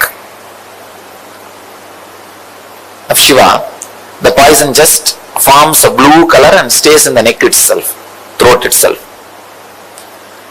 Then the nectar came out. The moment nectar came out, the fight started between demons and demigods, gods and demons. And went to the demons and said, demons were holding the pot. She said, give that pot to me, I will distribute everybody. They trusted her and gave the pot, and Vishnu disappeared with the pot. And he made all of them to stand in one line. So he started distributing first to the gods. And poor demons are standing in the line, thinking that they will also get it. But two demons came in the form of gods and stood in the queue and tried to steal the nectar. Somehow they got and put it in the mouth. When Vishnu saw that, he sent his disc and cut the head. That too only a Ragu and Kedu, trying to swallow, but they are not swallowed. They are not become immortal. Finally all the gods got the nectar and became eternal, and demons without getting the nectar, and not only the tiredness of that hard work churning, they all died and disappeared. This is the story. Now the philosophy part. See, the spindle, understand one by one. The spindle is the unclutching technique. Your body is the milky ocean. Good thoughts are the gods, and discouraging, depressing thoughts are the demons. When you start unclutching, see, unclutching is the Kailash hill. That is the Kailash hill. Unclutching is the technique. When you start unclutching, for a few moments you will see all joyful, relaxed, blissful mood, good thoughts, courageous, encouraging. Within 5 minutes you will see depressed. No, impossible, I can't do this, all foolishness. Who will know? Who knows what will happen? The discouraging, that is means demons are pulling. When the discouraging things are going on in you, demons are pulling. When the encouraging things are happening, gods are pulling.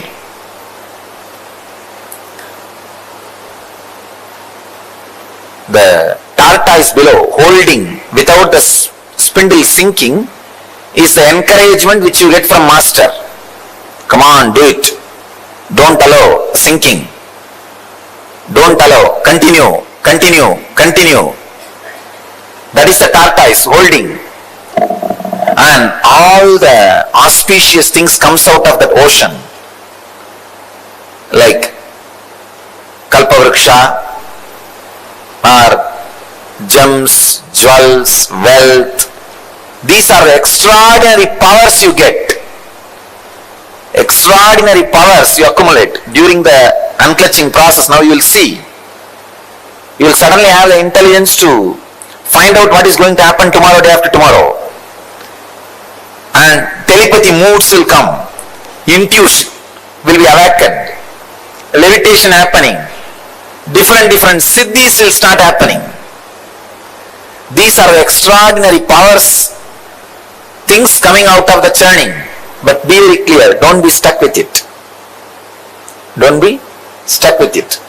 They will all come and don't bother about it. Don't bother much about it. You will have wealth. Whole life is this churning only. And the way many things comes out. So many things comes out. Your body will become so alive, ecstatic. These are all different products coming out during the churning. Then finally, the heavy, unbearable, dead-end depression. That is what is alagala visha, alagala poison. Deep hatred towards everything, including master. Unable to trust anything. Every seeker will go through this mode at some point. At some point, every seeker will go through. That is the alahala poison. At that moment, you should have the intelligence to run to Shiva, Guru.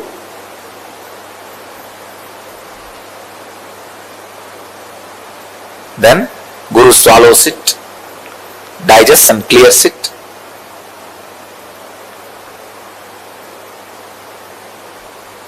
After that, when the churning happens, only then the nectar comes out, enlightenment. Even when the enlightenment comes, some of the demonic thoughts will try to become immortal in you. But protector, Vishnu will take care. The Guru's grace is Vishnu.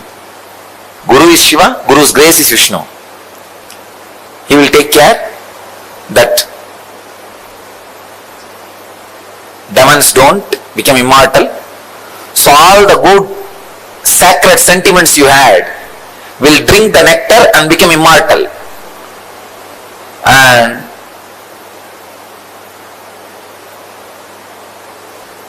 the experience of superconsciousness stays inside you eternally, like a person who has become immortal by drinking the nectar.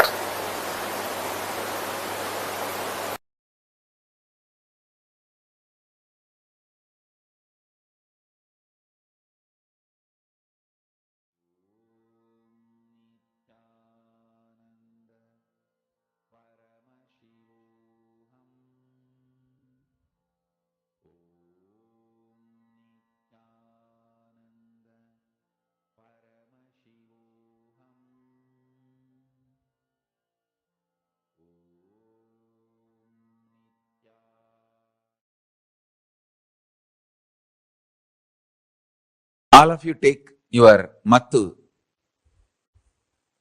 and keep it in front of you. Hold. See, you have to hold upside down, means that mattu top part should come down. Yes. The top part should come down. You should hold like that.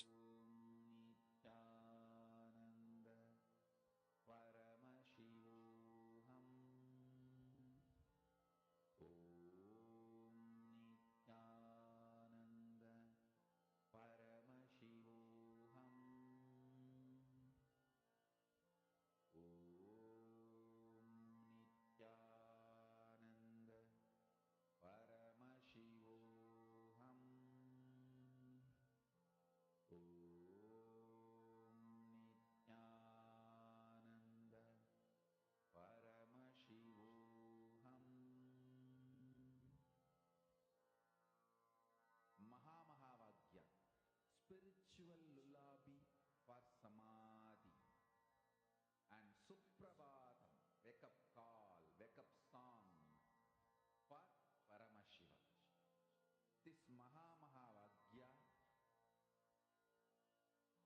is spiritual lullaby for you to fall into samadhi.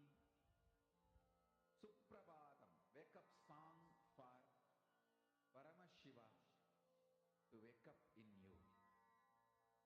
Just remember this one powerful cognition. This Mahavagya puts me in samadhi. This is spiritual lullaby for samadhi. And Suprabhatam, wake up song for Paramashiva in me. For Paramashiva to manifest.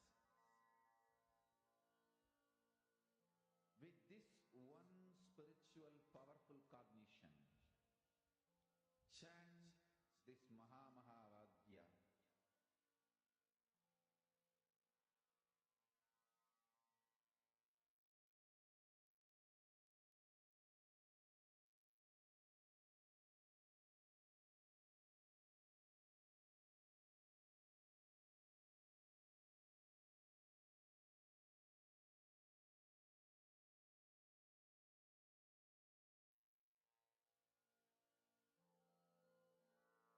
Mahavagya, spiritual lullaby for samadhi.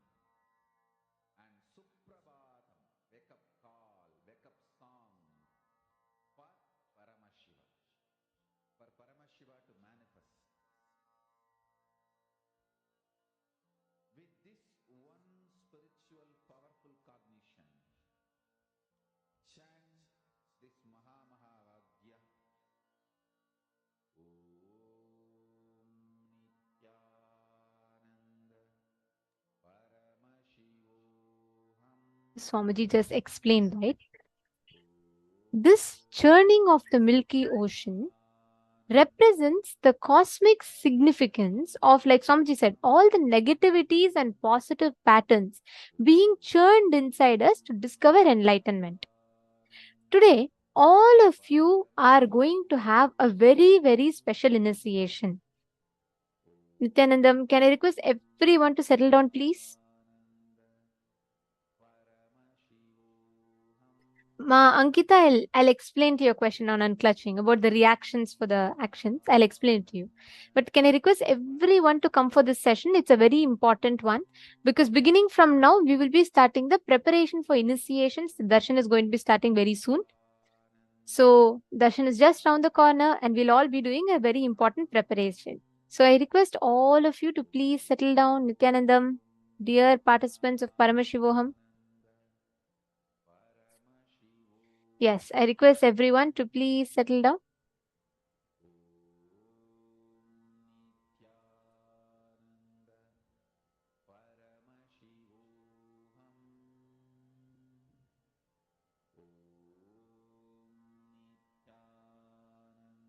Great.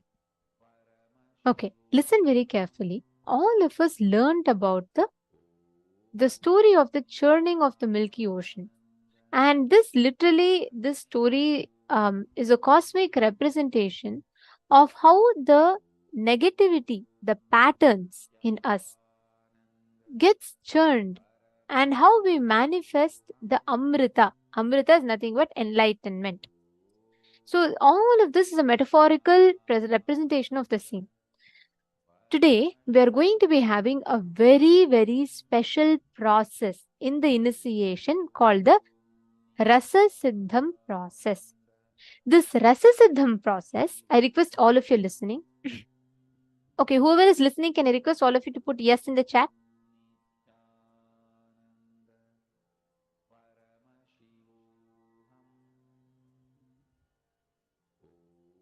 Yes, please put yes in the chat.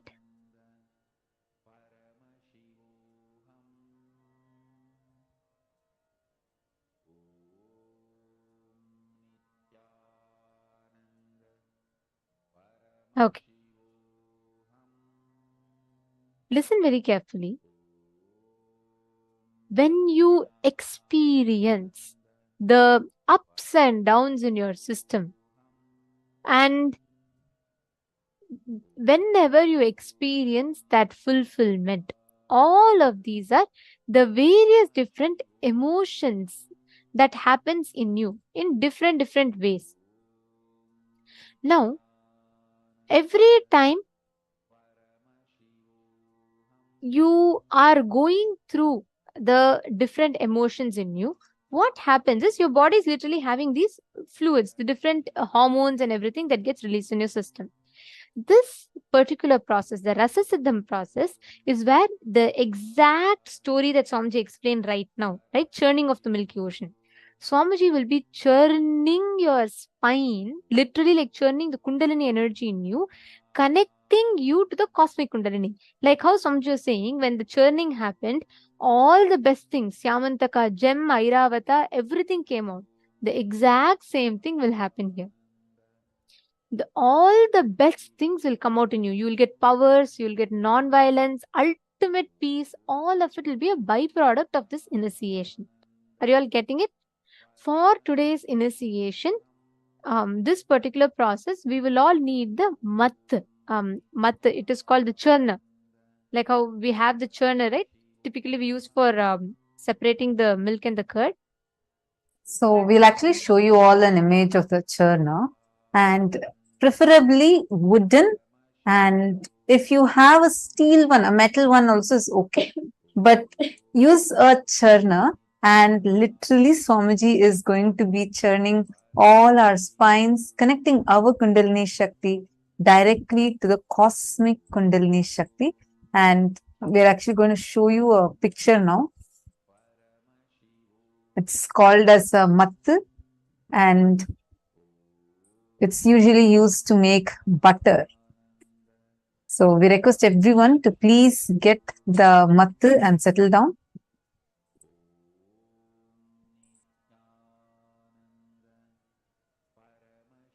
I hope all of you are able to see this. These are like few sample images of what a mattu looks like.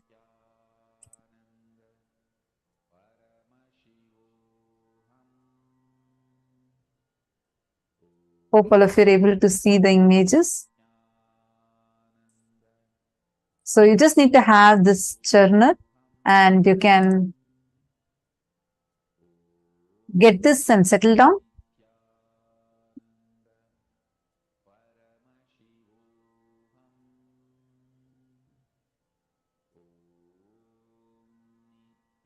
It's a very powerful process. Literally, each of you are going to experience this intense Kundalini awakening today.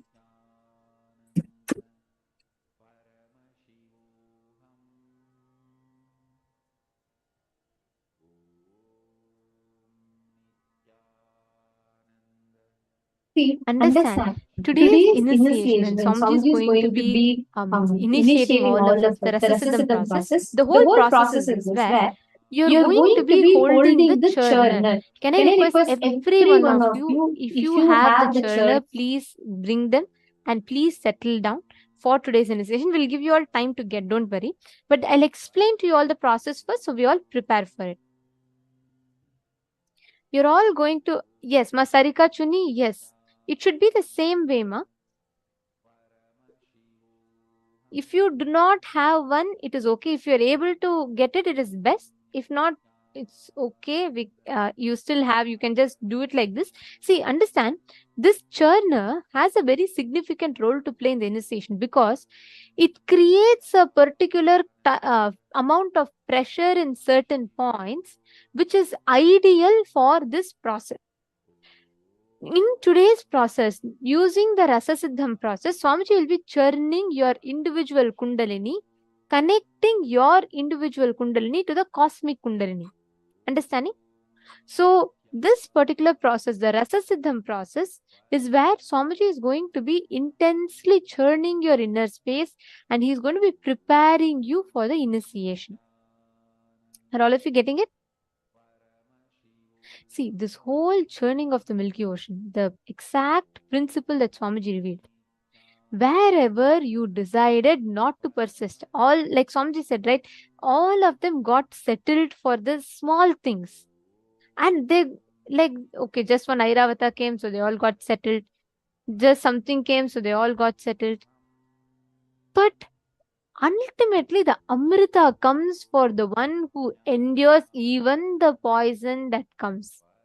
Means all the ups and downs in life that happens, the one who stands up through that from the space of powerfulness will only get the Amrita, the nectar in life. This whole story is a Purana. It's actual happening. It's not a mythology. And in addition to that, this represents how the patterns pulls us. Like Swamiji was telling, right? When discouraging things are going on in you, demons are pulling. When encouraging things are going on in you, gods are pulling.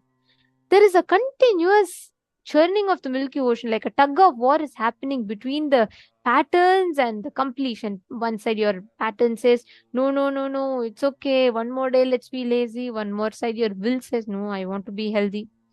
We are constantly having this churning going on inside us. But unfortunately, because we don't have Paramashiva, who we are not aware of the Paramashiva is waiting to take the poison that comes out, we all get consumed by the incompletions, the poisons called incompletions in our mind. Because of which so much violence starts erupting in us. When you connect to the Guru, it is like how Swamiji is explaining, right? When Hala Hala poison came, whole world trembled. But Paramashiva simply comes, takes and puts it on his throat. He says, I will take it. Understand, whenever you are connected to the Guru, all your ups and downs, he takes the poison. He will give you the Amrita. He gives you the nectar. Use the encouragement you get from the Guru. Holding the spindle and without sinking. Constantly use that as an encouragement. Decide, I will do it. I will not lose my persistence. Paramashiva is neither the benefactor of the nectar, nor he is the person who's churning the ocean. He is not the person who got the poison. But when poison comes, he takes the responsibility to go and drink it. Paramashiva didn't say, go churn the Milky Ocean. Paramashiva didn't say he is not the person who's churning. He's not going to benefit anything because he's not getting anything from that whole incident. But when poison came, he went and stood there in the front, took it on himself. He takes the responsibility for others' inauthenticity. Understand, the moment you have the intelligence to connect to the Guru, when you have a crisis, your enlightenment is confirmed. Your enlightenment is confirmed. If you feel during the crisis, I don't know what to do, I'm going to be stuck, I'm going to try anything, you're still trying like Asuras and Devatas. Only the smart people know they have to run to Paramashiva and they have to say, hey, Paramashiva, look, I did all this mess, somehow you take care. Actually, we've been around Swamiji. Those who've been around Swamiji will know this. Any time, right? We all do a blunder. Then we'll like, okay, I'll try something, nothing will work. We'll be like, no, what am I doing? Let me just run to Swamiji. We'll just go say, Swamiji, this happened. Swamiji will say, all right, what to do? I only have to take care. I will fix this also. Like tons of times. Once, right, in 2014, there was a grand program that was happening. It was a inner awakening, inner awakening that happened in Cambodia. Program has to start. People are coming. It was a grand program. I got to say this, like at that time, I was there in the program. So there's like 1,000 people that are confirmed who are supposed to be coming for the program, and the hall we had paid. Everything is ready. Like from our side, we have booked, and we given the requirements. The hotel said that they'll get the place ready. Everything they said, yes, we'll do it. Program is starting in 3 days. People have already started arriving there. And everyone are waiting. Suddenly the hotel manager comes just 3 days before and says, Swamiji, I don't think we can do it. I don't know why. I asked our staff members, the people, the crew, all of them are saying that it's going to take another 1 week for us to be able to even do the basic structure. I don't think our hotel is ready. We cannot do it. It will take minimum a week to get this whole thing up. The program coordinator were like, what's going on? Like 1,000 people are arriving and you're coming and saying that this is not possible. This is just program coordinators, their response to the hotel manager. Swamiji just looked at him, smiled and said, don't worry, it'll happen. I'll take care. That hotel manager at that time, he was not even a devotee or anything. He's just a hotel manager. He's coming and talking because we have already paid him, right? And then Swamiji said, don't worry, the whole hall, I'll make it happen. It'll be ready before the program starts. Program is starting in 3 days and the estimated time they are given as the earliest possible time is minimum a week. They're building it, okay? They're building it. That whole thing, they're constructing it. So the engineers are saying it's impossible. And then, so Swamiji tells us, and the hotel manager didn't have a choice. He couldn't say anything. He comes back and he conveys this to the team. And in 2 days, this manager rushes and comes to meet Swamiji. He just falls at Swamiji's feet and he says, you are Cambodia Buddha. You're here as a Buddha of Cambodia and you have literally shown a miracle in front of my eyes. Everyone are curious as to what happened.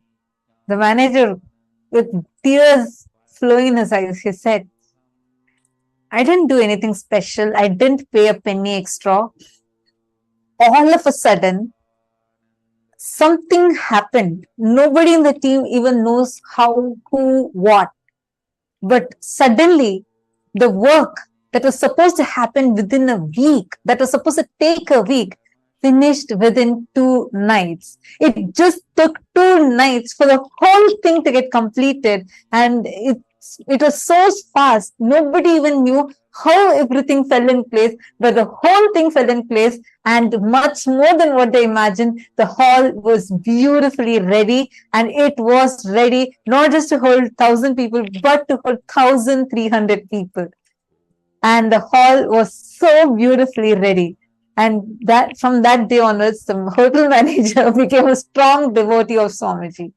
And this is how Paramashiva, no matter what, who all have been in Cambodia in our awakening. And how many of you, the Shivoham program, how many of you saw the hall? Yeah, I see Mavirupaksha raising her hand. I know you were there. Who else? It happened in 2014, December. It was just so amazing, right? Nobody would have thought. Next day, the next day, the 3rd day onwards, people started arriving. So people all would arrive just a day before the program starts. So they all are arriving and everybody is arriving and they're saying, wow, what a planning. The whole thing looks so spectacular and like the rooms are nice, the hall is nice. Only the people know that were there planning know the secret. It was Swamiji. It was just Swamiji. And same thing, we all used to go for the trips and like with Swamiji for the temple visits in Cambodia. Like Swamiji will take us all for various tourist destinations, temples. So one such time, this kitchen team, the food team, they had planned for snacks on the way. And they had planned, but unfortunately, an entire box of snacks that is supposed to come for one bus got left behind in the hotel.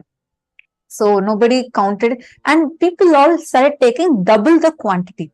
So the coordinator who was coordinating this, he started panicking. He's like, I don't have enough snacks. This will get over. What to do? And they update Swamiji. Swamiji just smiled and said, I'll take it. Don't worry. I remember this was in a session. I think I forgot the temple's name. Like right in front of the temple, Swamiji was having like a camp kind of a thing. All of us were sitting around Swamiji. And everybody, since it's sitting with Swamiji, even more people are all taking more snacks, more juices. And like it's getting over much faster. And even the planned quantity, one entire big box, big carton of it has not come. Then Swamiji said, I'll take care. You won't believe. that day, everyone took extra. Everyone wanted like more and more. Not a single person missed any single snack. Not a single person missed any of the items that are distributed. It was there much more than what was required, and somehow the cartons never got empty. Nobody knows how it happened. Nobody got the extra carton. They discovered the carton. One carton was left behind only after reaching back. Nobody had a clue because everybody was like, I'm taking more, I'm taking more, I'm taking more. All of us are so hungry and we all are taking more than our normal way, and nobody knew how. I mean, all of us knew the secret was Swamiji, but nobody had like any logical answer for it. This is life with Swamiji. There, like, I can go on and on and on like this. Even in Kumbh Mela, when like serving food, there was snacks. They made special snacks. So Swamiji was distributing it to all the Gurukul kids. Oh my God, that was such a precious time where like just the Gurukul kids were sitting with Swamiji. Swamiji was sitting in his room, and like all of us are sitting around Swamiji. Big group of all the kids. And Swamiji was taking from his own plate the snacks they put in Swamiji's plate, and from his own plate, Swamiji blessed it, and Swamiji himself was distributing to us. So they got variety of snacks. And one such snack they had gotten was looking like this French fries kind of a thing. But they got much lesser quantity than the number of kids. So the kitchen team came, and in front of us only, they updated Swamiji. Swamiji said, okay, don't worry all that. I am the one who's giving. Give it, I'll take care. And everybody, all the kids liked that item more than all other items. So everybody kept asking more and more of that. Swamiji kept taking, giving, and giving. And you all know how Swamiji gives.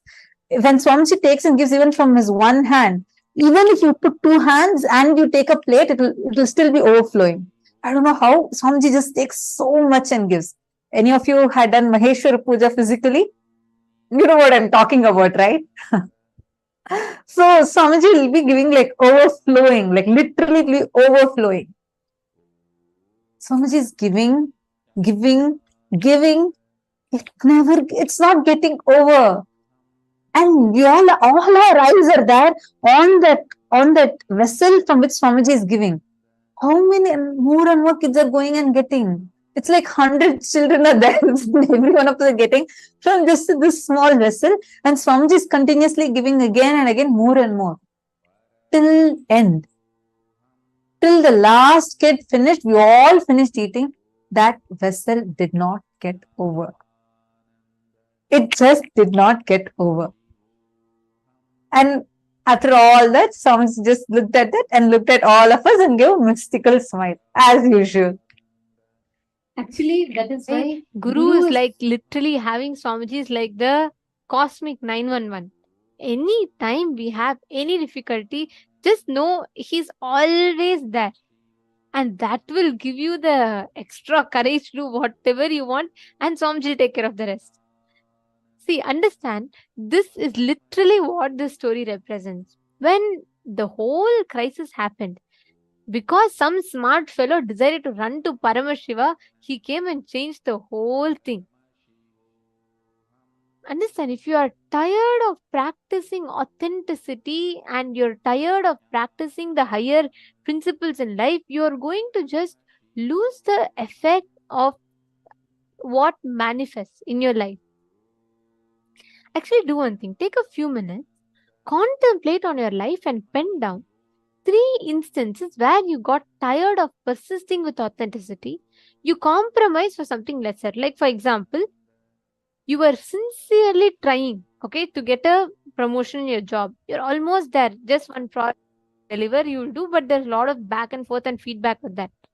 Because of that, you decide, okay, I can't do this anyways. I don't think I'll get it, and you give up. List at least 3 such instances. Take a few minutes. Please write down at least 3 such instances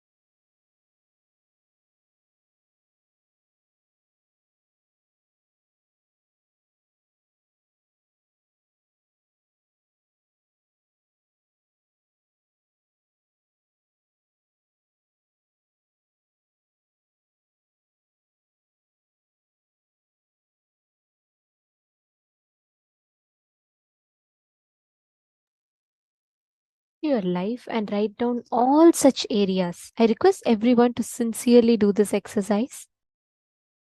Look into your life. Write down everywhere where you failed to take an action just because of your resistance. Because you felt you can't take it anymore, you got tired or you were not ready. Write down all of that.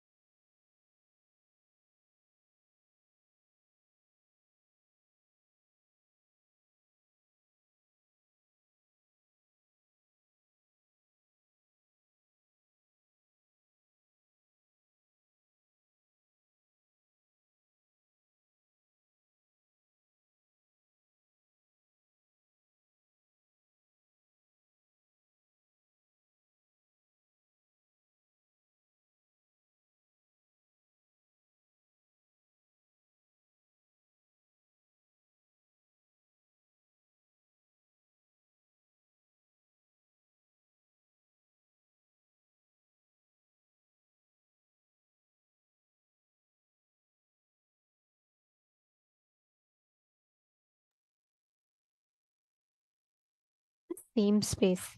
As all of you have written down, let us all enter into the next session where we learn about the exact Rasasiddham process. This is a very, very important session. So we request all the participants to please listen to this, because here Swamiji is going to be revealing about the science behind the Rasasiddham process. Let us now listen to the revelation. All of you take your mattu and keep it in front of you. Hold. See, you have to hold upside down, means that mattu top part should come down. Yes. The top part should come down. You should hold like that. Listen carefully. Listen carefully and intensely. You should cognize your spinal cord, your Merudanda is the mattu you are holding in the hand. Listen. The mattu you are holding in the hand is your Merudanda, your spinal cord. I'll connect your Merudanda and spinal cord. See, the cosmic spinal cord is Merudanda. Your spinal cord will now become cosmic spinal cord. And I'll connect your Merudanda with intense Kundalini Shakti. I'll explain step by step. The first thing you need to know is extreme non-violence. Paramashanta Swarupa. Then it is in extreme non-violence. The cosmic energy will start flowing in you. You will be in tune with cosmic energy. Listen. It is very easy to brainwash human beings, become terrorists, because man basically is violent, angry. If you just convince his logic,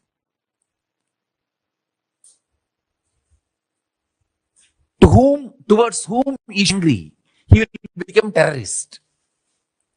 But making you realize the non-violence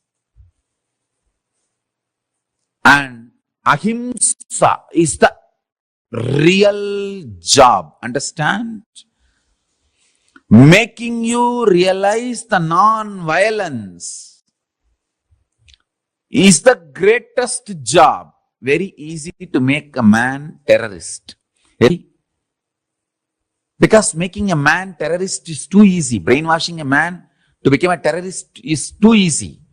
But here, in Hindu Gurukul, we make you completely non-violent.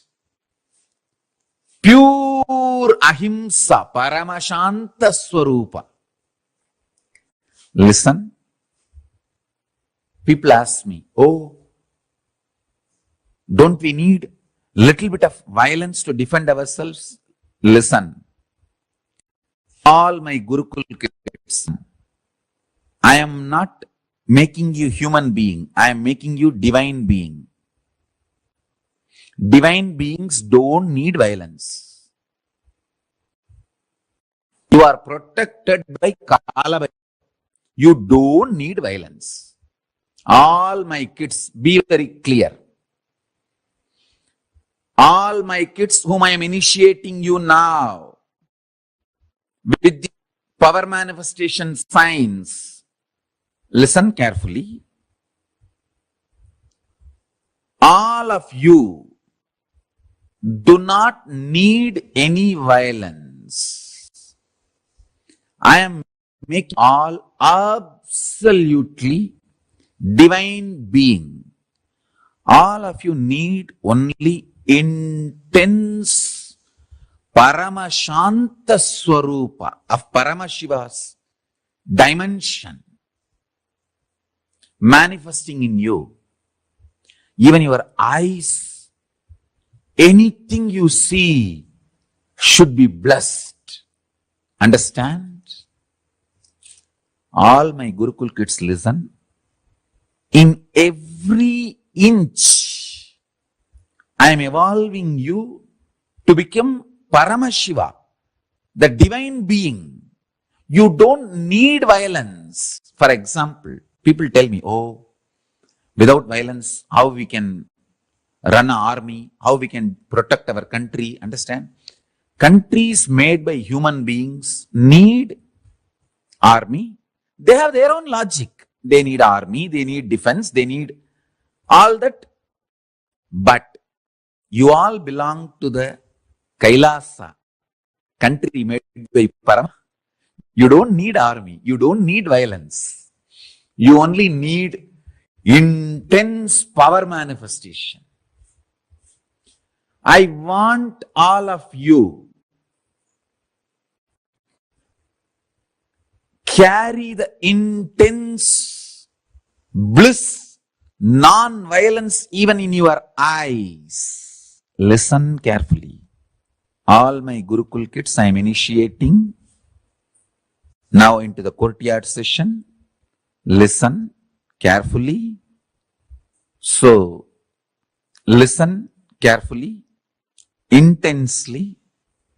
Now I am going to churn your Merudanda, spinal cord. Listen. I am going to churn your spinal cord with intense Kundalini awakening. Extreme non-violence. Absolute Shanta. Paramashanta Swarupa. That is a fundamental requirement for power manifestation. Please be very clear. I am not against some country having army. It is each country need to protect themselves. That is their logic. That is different. Here I am preparing all of you to become gods, goddesses. KAILASA does not need any army. You are part of the great cosmic nation. Paramashiva's cosmic. You don't need violence. You are getting prepared for enlightenment. You are getting prepared for power manifestation. Now, I am initiating. I give you the assurance. Kala Bhairava is protecting you. You do not need any violence, any anger, any self-defense mechanism. All of you listen. Kala Bhairava is protecting you. You don't need any violence. You don't need any anger. You don't need anything to defend yourself or any reactionary assumptions. Just rest in Paramashanta Swarupa, Paramashiva. All the kids whom I am initiating now, listen carefully. This is the boon, powerful cognition I am giving it to you. If you want to test the power of this powerful cognition, go and tell the same to any rose plant in Bididi. They will just drop the thorns. Understand? This is a powerful science. The powerful science. Earlier we had kids growing the rose plants without thorn. Now start again. You cannot touch the plant. Sit next to the plant and tell, Paramashiva has blessed me. I am protected by Kala Bhairava. I don't need violence. Praying to Kala Bhairava. Connecting with Kala Bhairava, I give you Abhaya. You are protected by Kala Bhairava. You don't need any defense. Drop the thorn. Power of your cognition. The plants will drop the thorn. There you can test the power of the initiation I am giving you now. This is the first step. Understand cheap people. Aim of defense. Justify their violence and anger which actually kills them. All of you are Subramanya, prince and princess of Paramashiva. You don't need any defense. Paramashiva is protecting you. Kala Bhairava is protecting you. Don't worry. Only cheap people need their own defense. Actually, they don't need defense, but they justify their violence with the idea that they need to defend themselves. Forget about all of that. All Gurukul Balasans, you guys listen. Listen to this very deeply, very clearly, and cognize it. When you cognize non-violence, Paramashiva wakes up in you. Listen. Egoham Bhagushyamaha. Paramashiva, when he manifests, when one becomes many, first thing he says, let me become many to celebrate me. A non-violent wake from the sleep in this way only. Listen carefully. See, every morning, from Samadhi, first thing, why I am waking up? See, in Samadhi I am one. Why I am becoming many? The first thing, I am becoming to enjoy myself. I am waking up for my Gurukul kids who are my own. See, each of you are me becoming many. I just remember, I wake up to celebrate myself, one becoming many, and manifesting me. All my Gurukul kids are me, multiple me.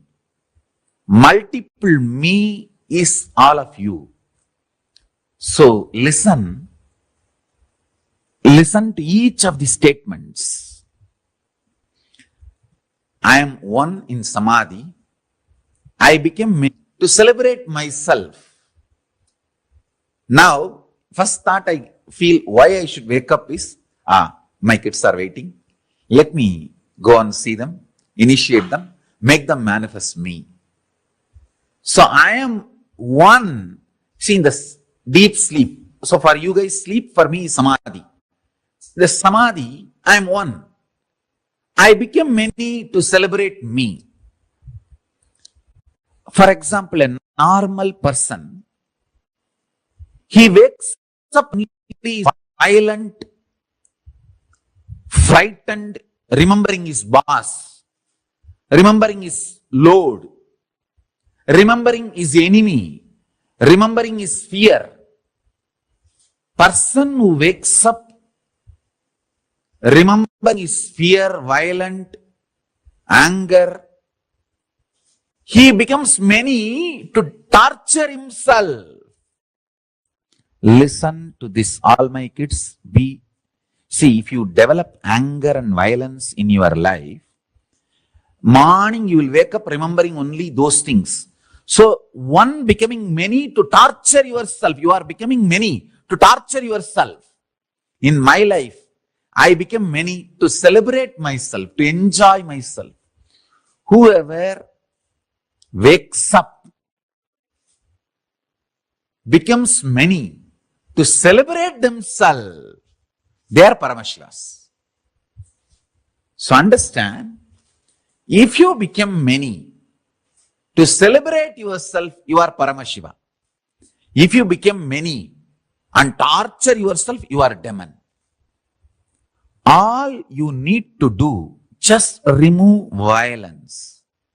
If you become non-violent, the moment you wake up, you will remember only the most pleasant people in your life.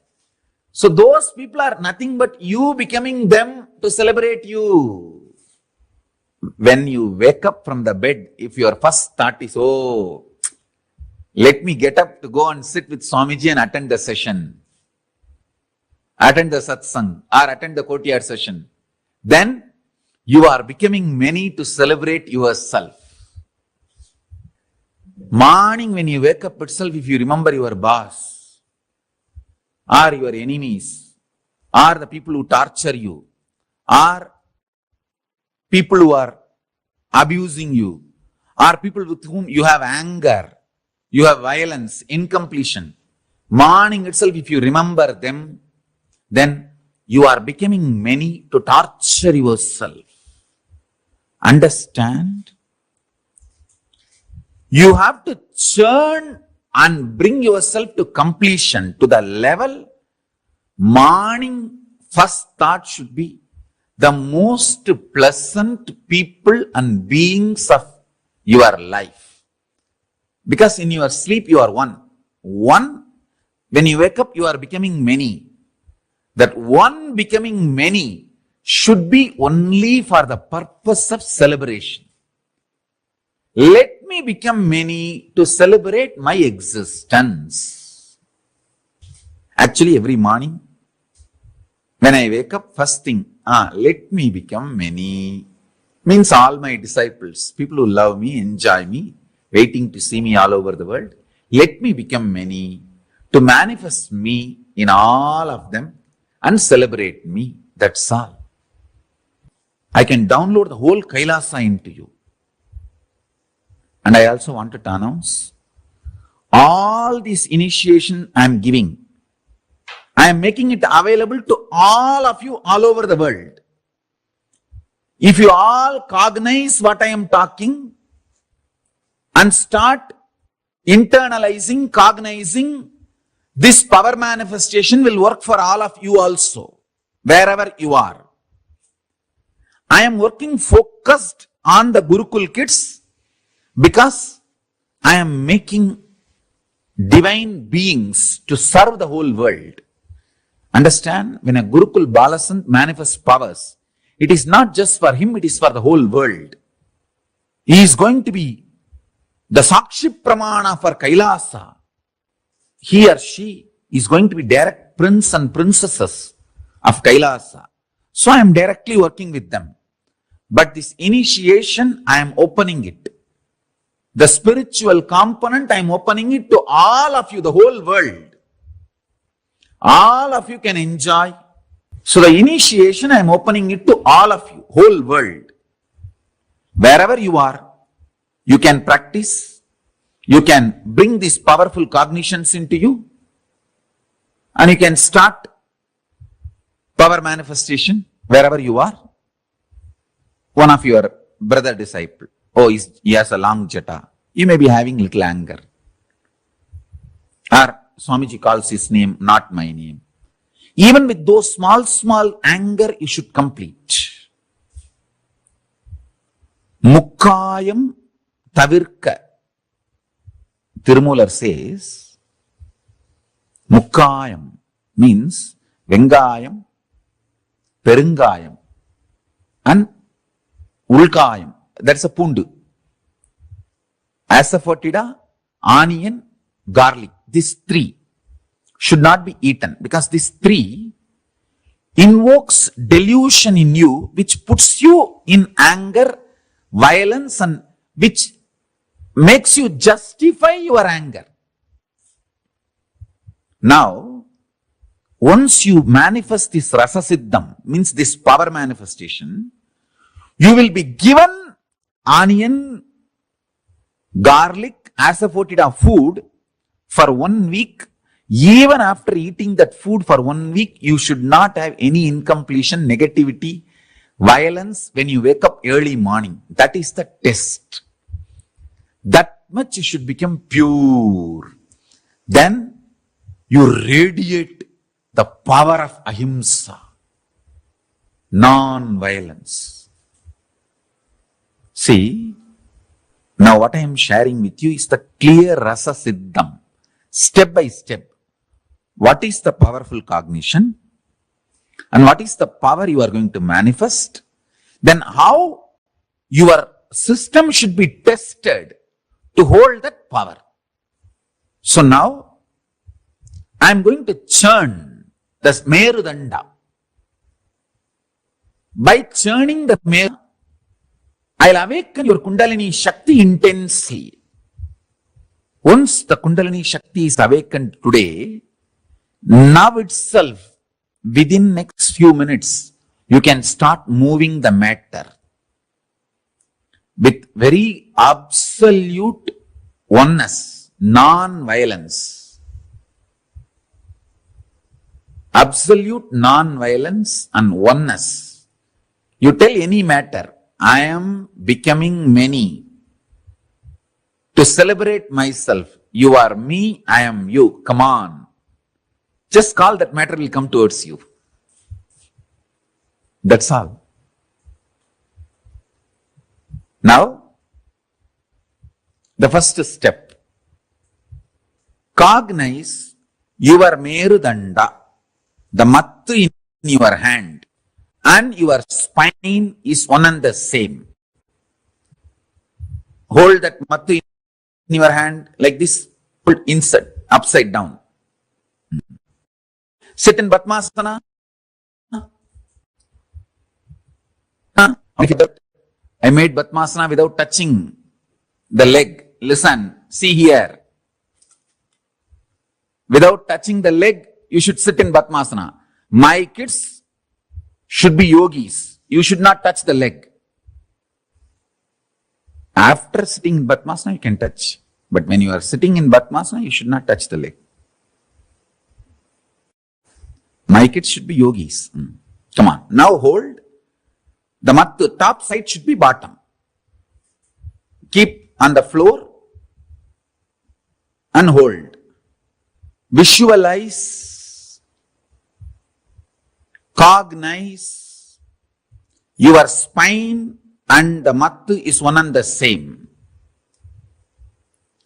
Because now when you churn the mattu, I am going to churn your spine. Through Kriya, I am going to awaken your Kundalini Shakti. Hold the mattu with both the hands. Hold the mattu with both the hands. Hold it. Cognize now. Do not chant along with me. You just sit and cognize. I am going to awaken your Kundalini Shakti. You just churn the mattu slowly and cognize your Merudanda. Your spine is getting churned. Om Nithyananda Paramashivoham. Please do not chant along with me. You just sit and only churn the Meru. Churn the Merudanda. You are only supposed to give work for your hand and visualization. Visualize your backbone is getting churned. Cognize that. Actually, I am churning. So cognize that. Om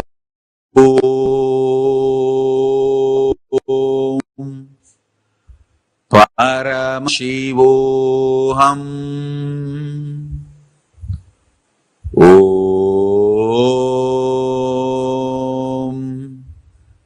Paramashivoham.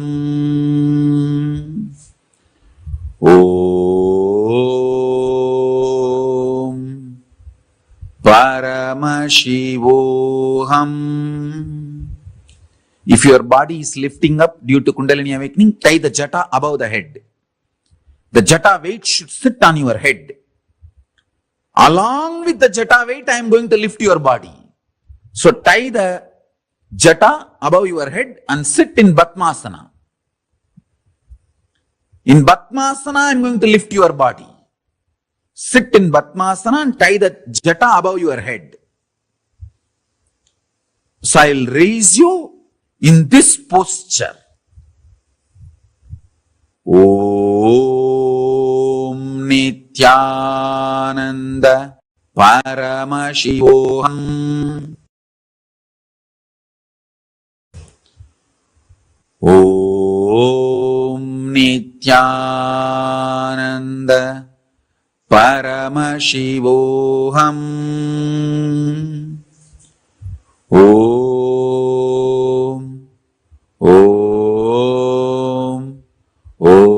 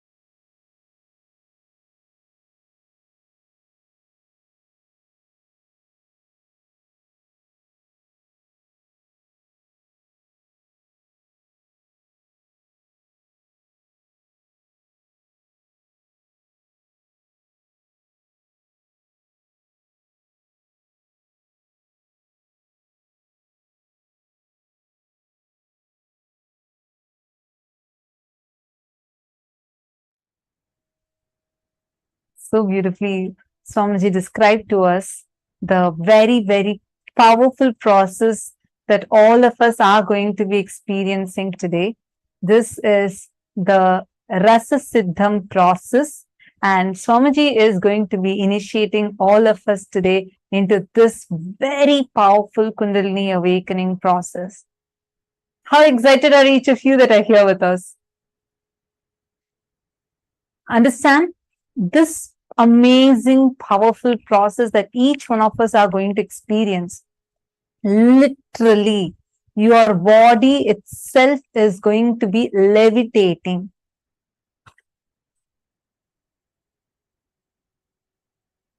Can all of you please get your matte and show it in front of the camera if you have the matte ready, the charna. Some of you are asking if you can use the whisk for this. Yes, that is also okay. But most preferably, it's supposed to be the matte. But if it's just the whisk, okay, get it and keep it. But no plastic. Metal is okay, or wooden is the most preferred one. Yes, Vivekaya, that's perfect. Even matte, even metal one is also okay. Please take it and keep it. Very, very shortly, we are going to be having the darshan. I know I'm so eager, like as each of you that are here. This process, decide from this moment onwards, you will not cherish any violence inside of you, even in your thought level, even the smallest anger that you might be carrying inside of you. Just decide strongly that you will not cherish any of it.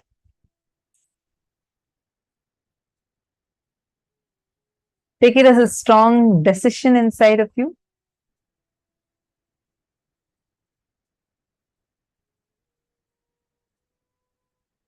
So now we are going to just go through the process, the highlights from the revelation that Swamiji had revealed to us now, so that all of us can prepare for this process powerfully. I know from morning we have been learning so many powerful subjects today, whether it's about the Navakanda Yoga Samadhi or about the unclutching Nirvikalpa Samadhi. So it's like back to back, extremely powerful revelations. Now, this Kundalini Shakti, Swamiji had explained to us how Kundalini Shakti is the most powerful potential energy that each of us carry, and it is there inside of us. It's dormant, but it has the potential to manifest anything that you want. It is the potential bioenergy that is there inside each one of us. Every single one of us carry this inside us. Once this Kundalini Shakti is awakened inside of you, you will, within the next few minutes, you can start moving the matter with absolute oneness and non-violence.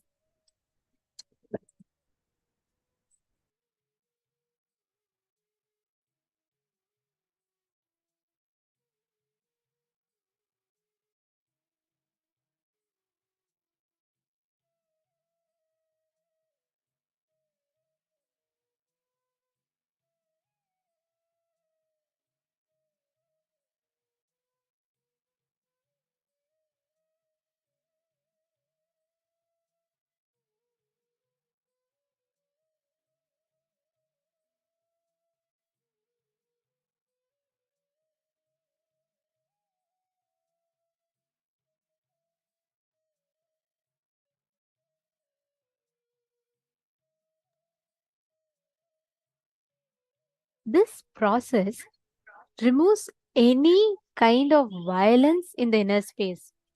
Like Swamiji was beautifully explaining, anything that triggers you, the feeling that something is better, or someone is getting something better than me, even the subtle levels, all that. So you don't even need to do a conscious decision.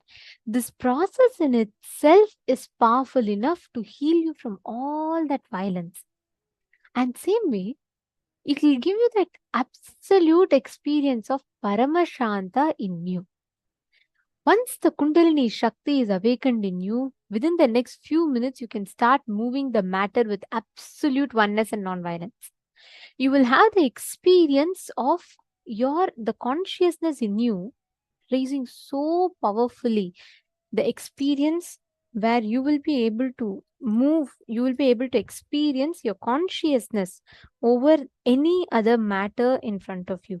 And most importantly, all of us are going to be having this alchemy process, which literally you will experience how your Kundalini is awakened and how your Kundalini is connected to the cosmic Kundalini. Like Swamiji is explaining, right? He's literally going to churn your Kundalini and connect that to the cosmic Kundalini. And once that Kundalini Shakti gets awakened in you, then you will simply have the experience of absolute bliss and that absolute joy inside of you.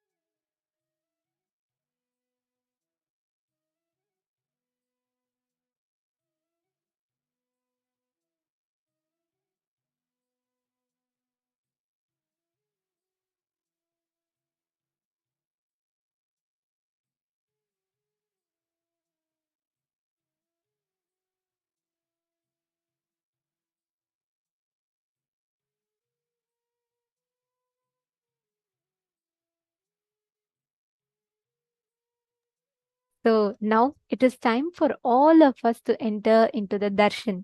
It is time for all of us to prepare for the darshan today. And we request all the participants, every one of you, to please come and settle down. Today's darshan is going to be something very, very, very important. Because today, like Swamiji just revealed to all of us, Swamiji is literally going to be churning the Kundalini in us, connecting our individual Kundalini to the cosmic Kundalini. And that is going to be a very, very, very powerful initiation and a process for all of us. Now, all the participants, every one of you that are sitting here with us today, we request all of you to settle down with your mat. Please be seated. The spindle with which you churn. And now, all of us are going to be preparing ourselves for the initiation. Understand, this very time period that this Paramashivoham is happening in is a very auspicious time period, because this time is the most conducive for us to experience enlightenment. And this is the most conducive time for all of us to experience any kind of a fulfillment in life. This Navaratri is the best time. And please understand, Navaratri is a celebration of the 9 nights when the greatest, most powerful time of the year for the heartfelt connection with the supreme power, Parashakti, Paramashiva Shakti happens. Navaratri means 9 nights. Actually, Ratri has 2 meanings. One is night, one is intensity. It is the 9 intense days when the cosmic mother energy, the divine mother energy, becomes intensely available for any of us. Actually, there's a very beautiful line Swamiji will tell. Swamiji tells that the moment you see Paramashiva, even if you pray once, he will rush and come to you. But Paramashiva Shakti, Devi, even if you act like you want to pray, she will rush and come to you. That is the love of the cosmic mother. Today, every single one of you that are here, especially the participants who have decided that I'm going to spend my next 21 days here, I'm going to be a part of this program, no matter what, I'm not going to miss any bit of it. And you have chosen to be here. Be very clear. It is because you have the grace and blessings of the divine cosmic mother. The worship of divine cosmic mother is so unique to Hinduism. And there are very few religions in the entire world, especially the Asian and East Asian religions that are there, who practice the worship of cosmic mother.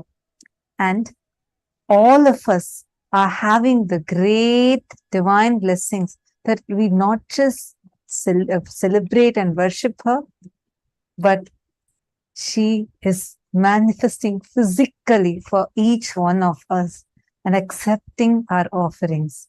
Who all here have received blessings during the Parashakti Akashic reading that Swamiji himself had done, where embodying Devi Paramashiva Shakti, Swamiji had done the Akashic reading and blessing devotees left, right, and center. We had like the largest number of live comments during that period. Like literally all the chats would just get flooded. And we would not be able to handle the amount of chats that will be coming at that time. Every second that we like 1,000 messages just being flooded across all the social media platforms, where Devi Parashakti herself physically manifests and answers our questions and blesses the devotees who all were blessed with this during the Parashakti Akashic reading. Asa Johan Nano was asking, is this initiation today? Yes, the initiation is today. What we saw is the process for today. The recital process is happening today. Like in less than half an hour to 40 minutes from now, we will be entering into the darshan. So yes, Rasasiddham process is happening very much today and very, very shortly. And to all the participants that are here with us, who have experienced, please let me know who all have experienced this powerful Parashakti Akashic reading. I see many of you saying, yes, yes, yes, me. I had wonderful. I did. Four got blessings from Parashakti.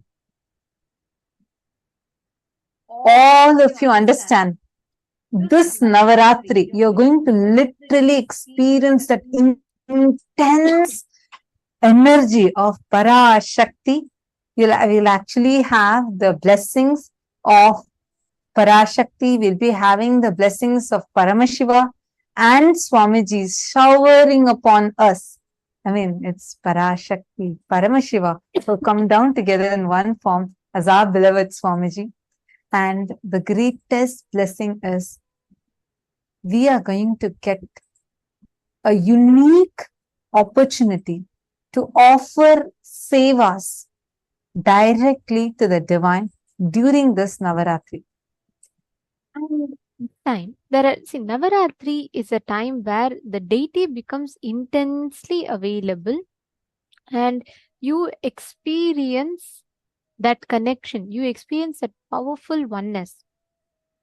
Now, during this time, any seva you offer, any time you connect to the divine, intensely you will experience the result almost instantaneously. Almost immediately you will experience the results. This time, Kailasa's Navaratri, which is starting from the 15th of October to the 24th of October, every single day you're going to be having a lot of rituals, lot of different events, gifts that are happening, and we are going to be taking you all through the different offerings that you can offer on that day. Actually, Devi's energy, right? The cosmic, divine cosmic mother. Swamiji beautifully describes how just by connecting to her, she will make the whole thing accessible to you. The keys of the cosmos, like how father may earn money in the house, but the key to how much should be spent will always be in the hands of the mother. Same way, the whole cosmos might be run by Paramashiva, but enlightenment is bestowed to whom? That key is in the hands of the mother. So beautifully Swamiji tells. Whenever you connect to Divine Mother, she literally becomes the doorway for you to connect, experience enlightenment. And Navaratri happens to be one of the most conducive ambience, conducive time for you to look and turn inwards and direct all your energy, center all your energy to building the experience of oneness, building the experience of the highest form of oneness with Devi Parashakti. And this Navaratri, all of us have this wonderful opportunity where we can connect with Devi Parashakti and offer different sevas. Every day we have the Chandi Homa that happens. So Chandi Homa is a very, very, very powerful fire ritual that happens where you can connect to the cosmic mother using the fire as a channel. And the way Chandi Homa is done, it is one of the most powerful rituals which directly gives you the experience of the ultimate.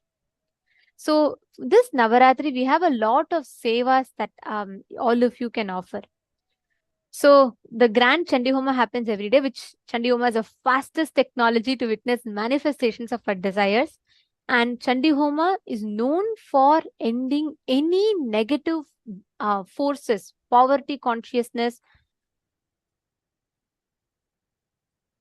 enmity. Like you have a lot of disturbances and, people are having bad intentions and you're not able to manifest things in your life. Chandi Homa directly works on giving you that fulfillment.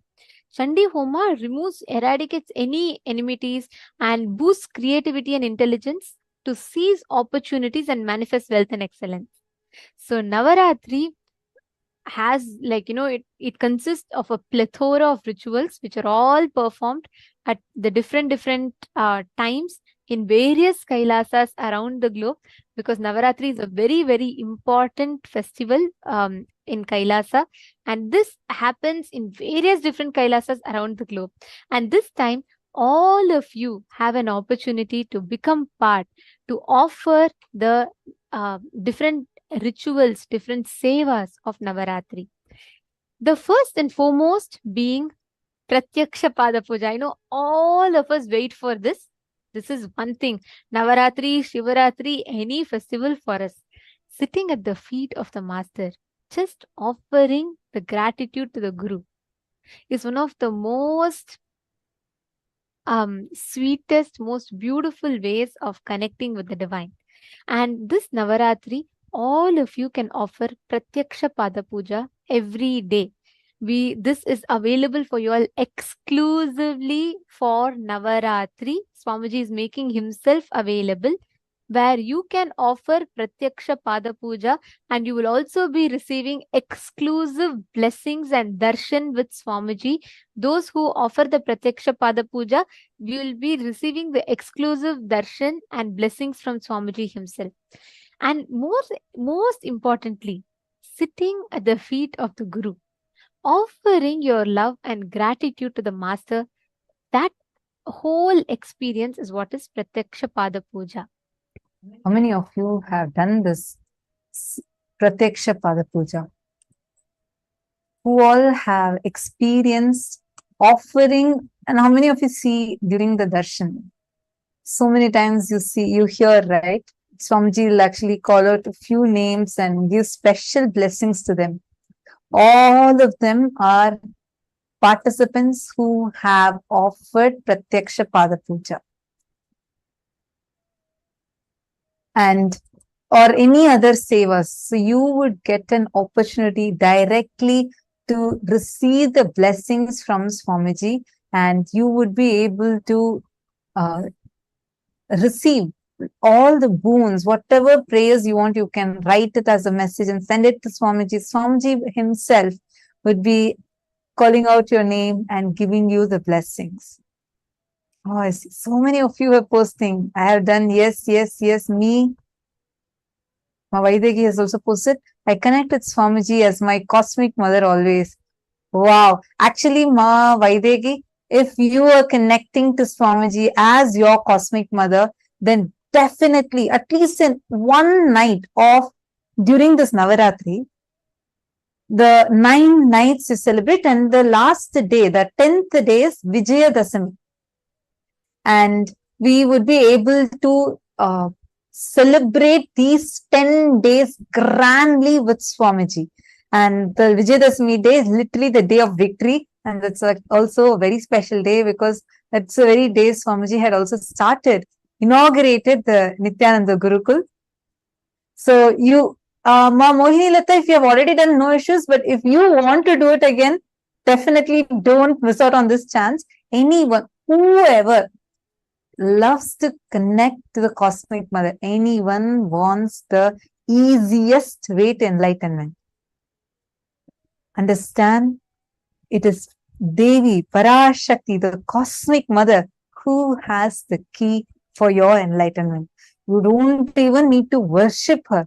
Even if you act like you're worshipping, she'll just rush and come to you.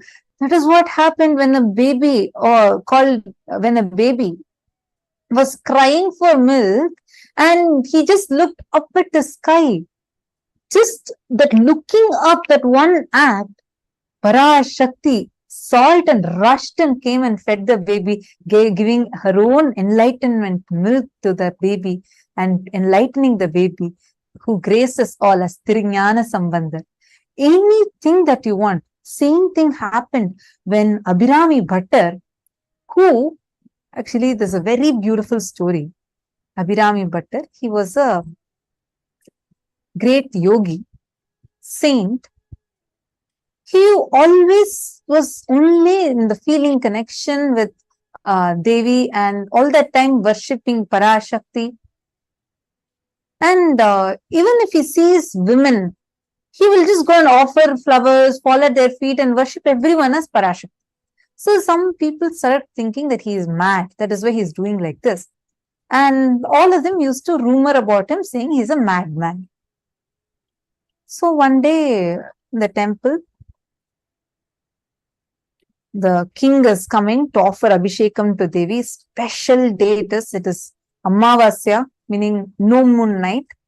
And the king is coming with all his paraphernalia into the temple, and grand welcoming is happening to the king. This Abhirami Bhattar, he was sitting in, he goes to the Garbha Mandir. Every day he'll go to Devi, Abhirami. That's the form of Devi he used to connect with, and worship her and literally talk to her every day. So he goes and he starts talking to her like usual, and then sits right in front of her deity, in front of the Garbha Mandir. He sits and starts meditating. In just a few minutes, the king is going to be here. The priest is panicking because king is coming. Everyone is supposed to respect. No one should be sitting. This guy has closed his eyes and sat in samadhi now. And he can't, the priest feels like, I don't know if even if I move this man, the king, he may not move. The king is going to be here. He tries to move Abhirami Bhattar.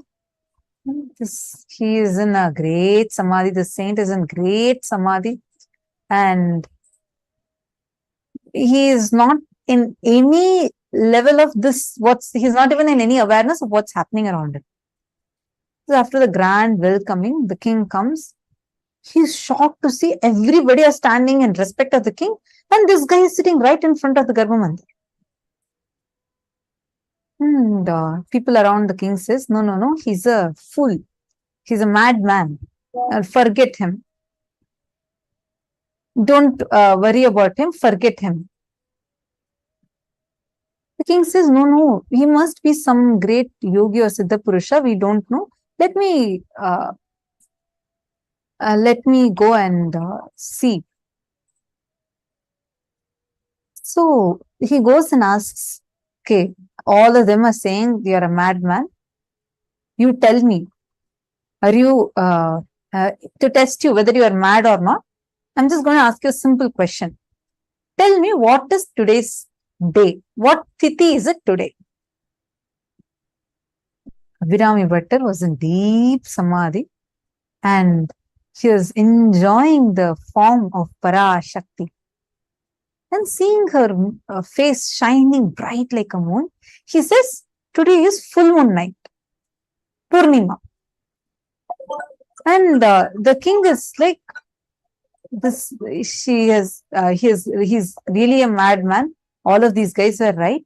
Everybody knows that today is Amavasya, meaning no moon night. But this fellow is telling like this. And not just that, he feels the king's ego is hurt that this guy is sitting while he's standing. And he says, you're insulting me. Cage this fellow, put him, chain him. Today, by midnight, if the full moon does not come up, you will be burnt alive. The king's raged, he gives a punishment like this and goes away. And after an hour passing, that's when Abhirami Bhattar comes first to the human consciousness. He comes to the consciousness to see what's happening around him. He's looking around and seeing, now the priest is with his eyes full of tears. He says,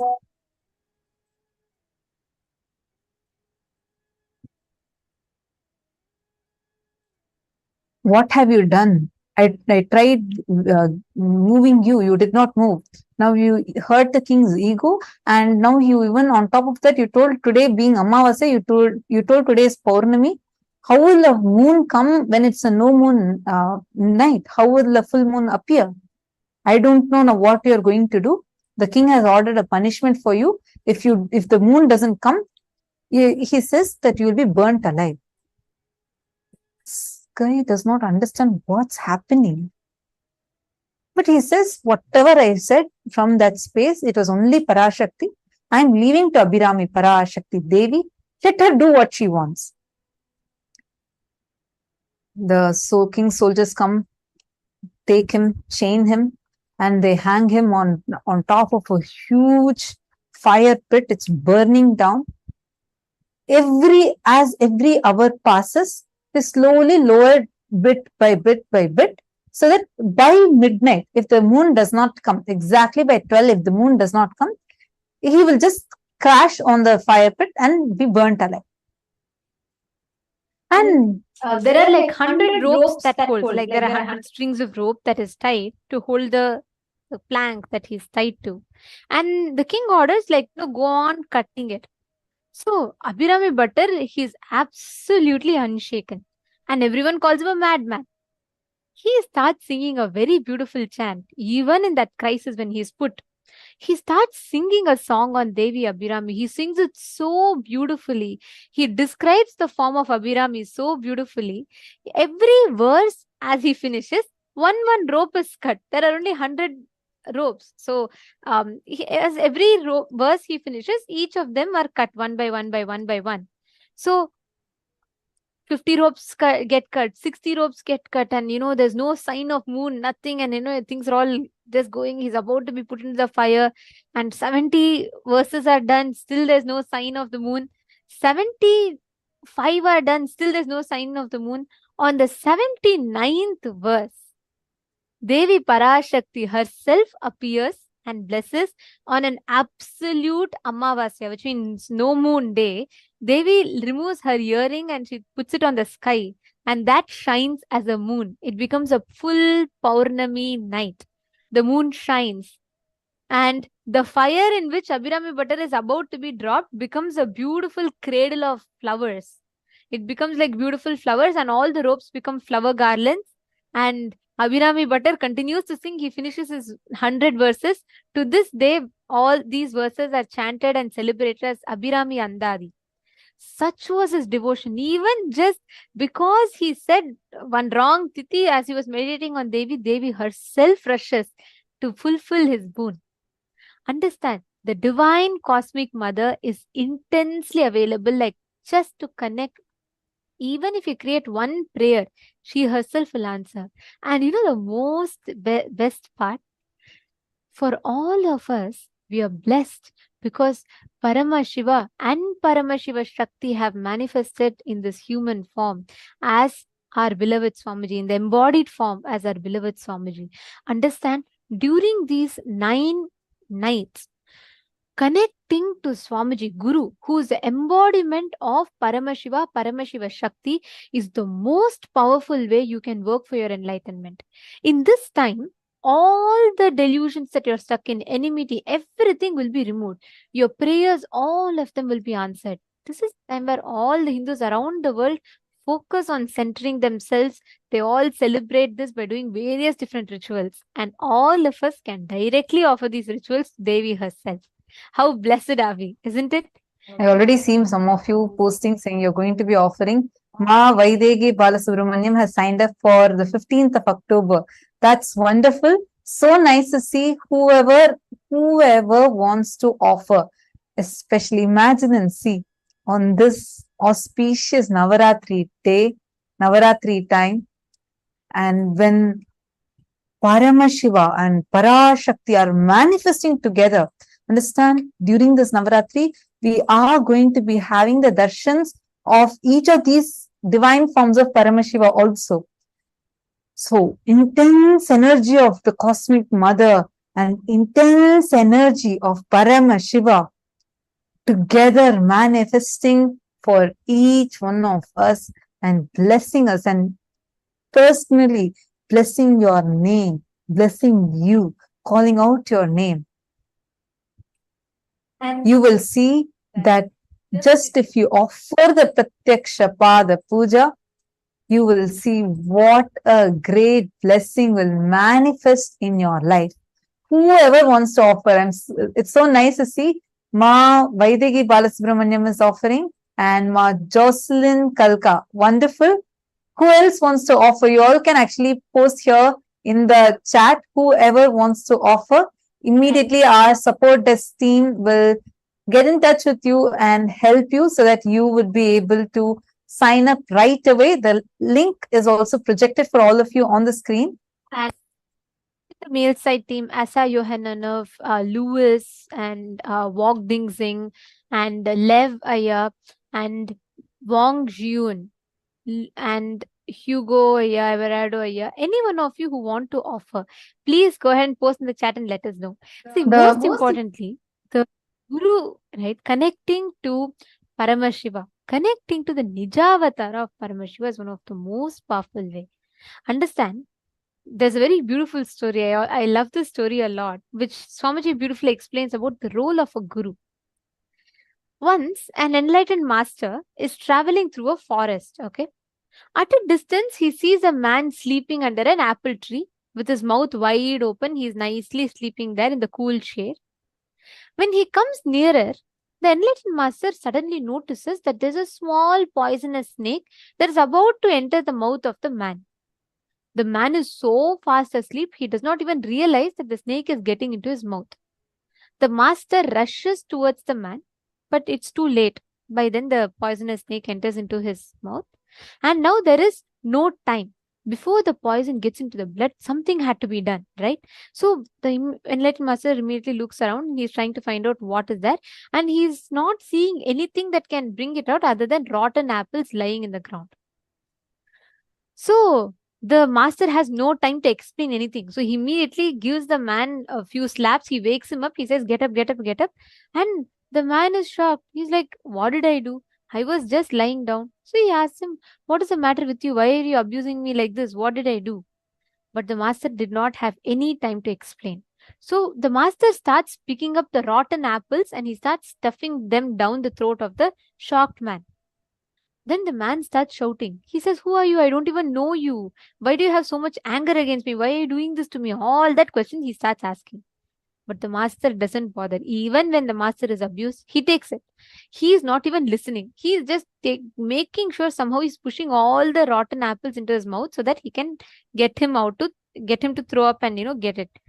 Even as he's shouting, screaming, he just holds the man's head and literally pushes all the rotten apples. He takes some mud, everything, and tries to put everything into him. Finally, this man couldn't tolerate anymore and he starts screaming. He starts saying, help, help. This man is trying to do something to me. He wants to gain something from me. He's trying to do something from me. Anyways, in a few minutes, because of these rotten apples, mud, everything going in him, his stomach couldn't digest and he throws up. So everything comes out, including the poisonous snake. The moment he sees that, the moment everything comes out, he realizes what a sacrifice this person has done just for him to save, just for him to be alive. He then falls at the feet of the master and he says that your master, so much I abused you, but you still held on. And he said, please forgive me for suspecting your motives. You're not just my guru, but you're my God. And he surrenders. Swamiji beautifully explains that this is the role of a guru in a person's life. All the delusions that we are stuck with are like the poisonous snake. And the master, he does anything, goes to any extent to make sure we are out of delusion. Even if it means for him to take the blame, for him to take all our patterns, all our flare-ups, everything, he still stands there and makes sure that we have that experience. That is the power of having a guru in our lives. We all have God itself as a guru in our life. And Pratyaksha Pada Puja is one of the best ways that you can offer your gratitude to the avatar. Now, what is this Pratyaksha Pada Puja? Literally, you sitting at the feet of the divine. Understand? This is an extremely ancient tradition where the disciple offers Pada Puja to the lotus feet of the Guru, worships the lotus feet of the Guru. And through that, literally enlightenment itself is transferred to the disciple. Each of us are having that amazing opportunity where Swamiji himself sits as in his intense cosmic oneness and accepts Pratyaksha Pada Puja. Actually, even though you're only going to be sitting virtually, you will see that during the Pada Puja, the mantras, the chantings that are done and the way how Swamiji himself will be manifesting for you, you will see throughout that Pratyaksha Pada Puja intensely. Your whole being will be reverberating that highest frequency. You will be raised to such high frequency, just sitting at the feet of the Master with that overflowing gratitude. All the suffering, pain, karmas will just melt. Karmas will just disappear. It will be burnt away by the grace and blessings of the Guru. And that is what will be happening when you sit at the feet of Master during the Pratyaksha Pada Puja. Wonderful. Ma Geetanjali also wants to, Ma Geetanjali and Manishaya wants to offer Pratyaksha Pada Puja. Wonderful. The details are given to you. So nice to know that you are also wanting to offer. We actually have a lot of you choosing to offer. Understand? You're making the right decision in the right time, because this time is the most conducive time for us to experience enlightenment. So any one of you that are offering today, please be clear. This is the experience, ultimate and the best experience that you can have. And this itself will lead you to give you the highest experience of enlightenment. And in this time, during the Navaratri time, when you connect to Paramashiva, as he is manifesting, and Devi Parashakti, literally, Swamiji beautifully tells, like how a mother will attend to a child, all the needs of the child, and not just the needs of the child, along with that, also making sure the best for the child is given. That is what Devi Parashakti is. She will not just ensure that whatever you want is manifested, she will also give you the best, which is enlightenment. And I request all of you, whoever wants to offer the Pratyaksha Pada Puja, you all can take the link. We'll do a walkthrough of how you can sign up. Please go to the form as shown to all of you, and you can choose the seva there. Once you click the link, it will take you to a Google form, and you can choose the seva that you want to offer. Put the details, and please make sure that you're checking your email, because you will be receiving the details in the email. And also, if you need any help, should you need any support for making this payment, please mention that as well. Our team will connect with you all to guide you step by step into the whole process. And make sure you're also, if you have a WhatsApp number, please make sure you provide the WhatsApp number so that our team can reach out to you at the earliest possible time. So make sure you are signing up. We're actually going to be walking you through the sign up form. And yes, one of the most important things is every single day, we all hear Swamiji blessing different people, right? All these people have offered the Pratyaksha Pada Puja, and they all receive their exclusive energy darshan, where Swamiji himself speaks to each of them and blesses them. So whoever offers the Pratyaksha Pada Puja, we're all also blessed with the energy darshan directly from Swamiji. Now, if you're interested in offering the Pratyaksha Pada Puja, here is the steps that you will have to do. You can click the link that's projected to you all in the chat.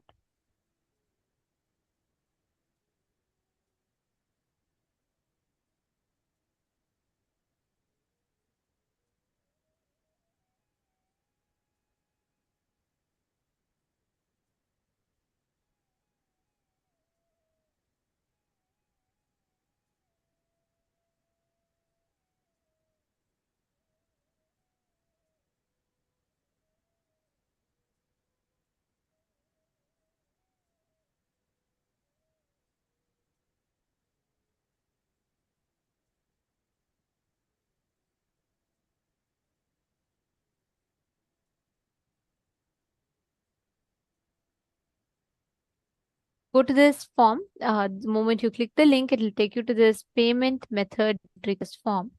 And you can choose the offering, like I came to know this offering through, you can choose, if you're watching on YouTube, you can choose YouTube, or you can put program. All those who are connecting through the program can click this option called program. And then you will have the name of enricher. You can just put acharyas or program. And you can have the status. So here you can put waiting for bank details as a status. and then you can put in the purpose of transfer. You all can choose. You see so many different offerings that is available here for Navaratri. You can choose the Pratyaksha Pada Puja offering. Here you all can see Pratyaksha Pada Puja, and make sure that you're choosing this one, which is for the Navaratri, and you can put the date that you want to offer. Like for example, from the 15th till the 24th, any date you can choose and you can offer.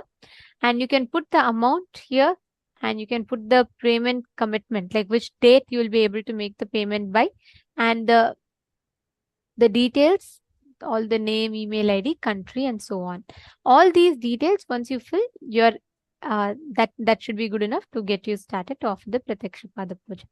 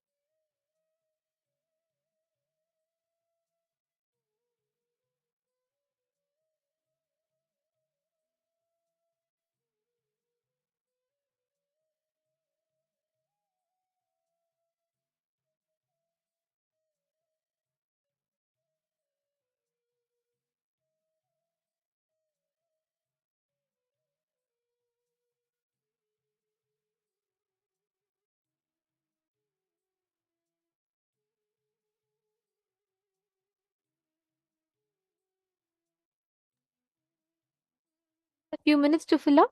If you all have any questions, please let us know. If any of you have any doubts, any questions, please let us know in the chat. And we have our support desk team continuously being available in all the chats for you all. And they will be answering your queries, they'll be answering your doubts, questions, anything. So, any question that you have pertaining to the Pratyaksha Pada Puja, any offerings that you want to make, please feel free to go ahead and ask in the chat. All right. So now it is time that all of us get ready for the darshan. Today we're going to be having the darshan of Simhagna Murti, the forms of Paramashiva in which he removes the delusions of Mahavishnu, liberating Parandhama to experience that highest oneness.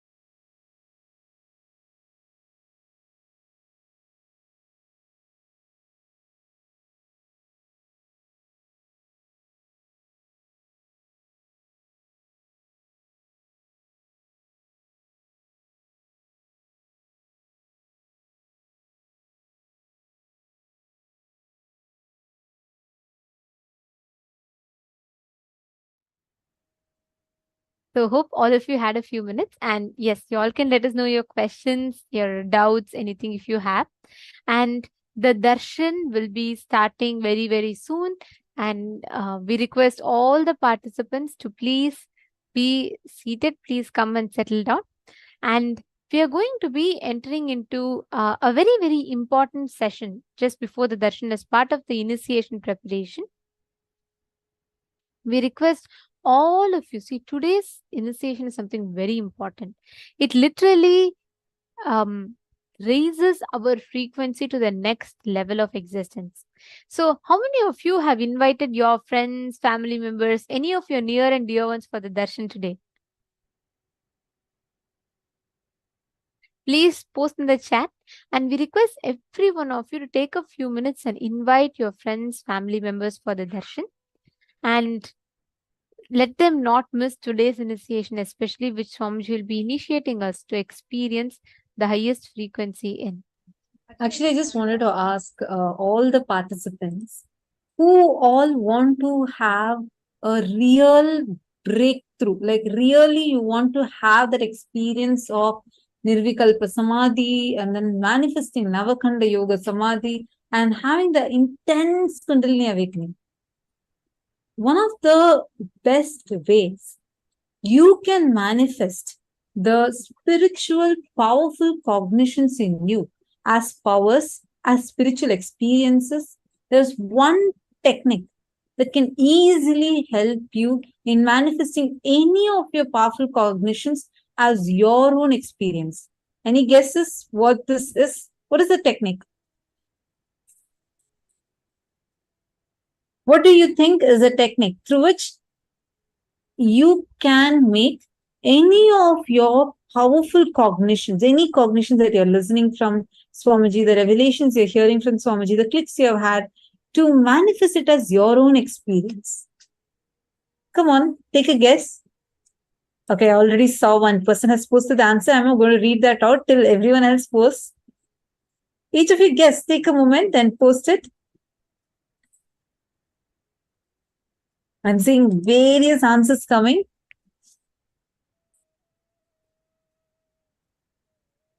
Ma Chingho is asking for Pada Puja, is there a credit card option? Ma Chingho, I think you can sign up in the form. Our team will connect with you and help you to see if you have some options. So just you could go ahead and sign up.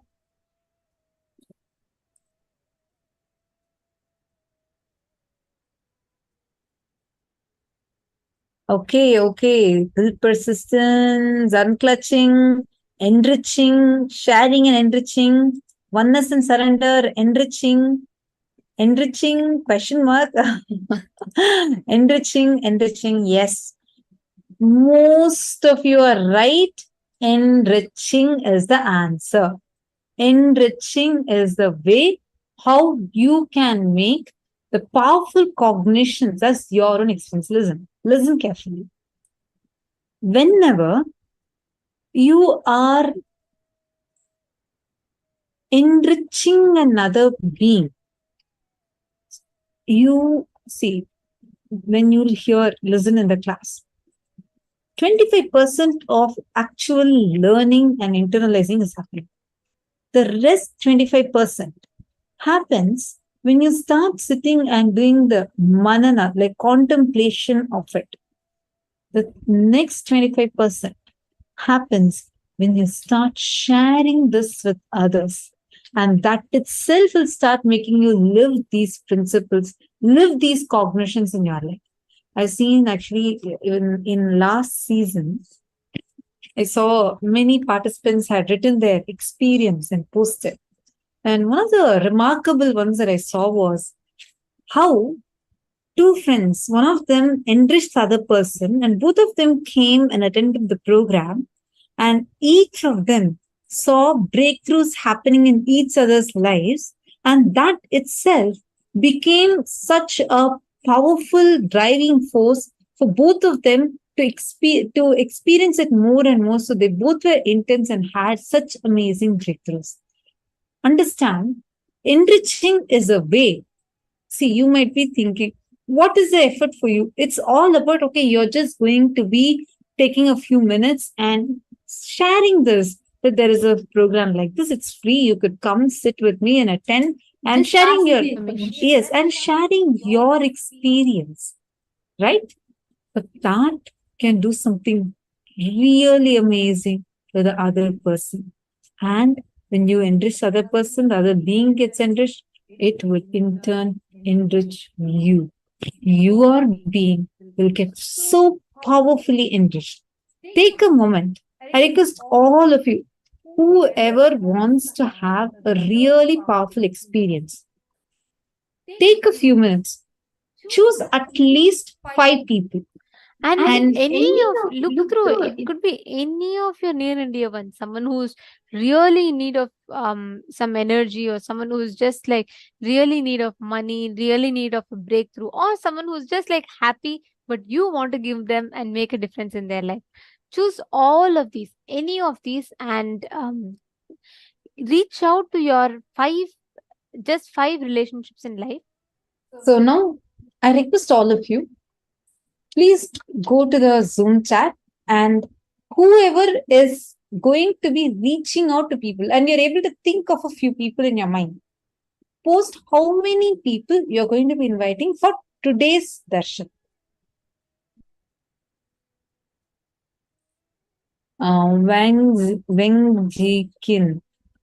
Sorry, I'm not sure if I'm pronouncing your name rightly. You want to offer Pada Puja? Sure. Actually, you can right now click on the link and register, Aya. Our team will reach out to you and we will help you, assist you in offering offering the Pada Puja. It's events.kailasa.org/payment. Take a moment, it's projected right now on the screen. Manish Bajpaya is going to enrich 20 people. That's wonderful. Great. What about all others? Each of you, please take a moment and post. How many people are each of you planning to invite today? Mohini Datta, you also want to offer Pada Puja. That's great. Mahongzu, you're going to invite 12 people. Great. At least 5 people. 2 people. Okay. Right now, take a moment. All of you reach out to these people. Ma Mahasadashiva. Even it can be even it can be just your 1 or 2 friends, family members. Just reach out to them. Take a few minutes of your time. It'll make a huge difference in their life. So now, all those who have decided from this context, see, do not go with a vested interest of even trying to say, okay, I want to get them to the program, so I'm going to call them. No, you're going to come to the context of enriching. Listen, what is enriching? From the space, knowing that the other person is also an extension of you. Therefore, by enriching the other person, you're enriching yourself. From the pure context of enriching, call them, find out what are they having right now. If they're having some kind of a struggle or they need help in something, choose anybody. It can be anyone. Contact them and choose these people and invite them to just come and sit and attend this darshan.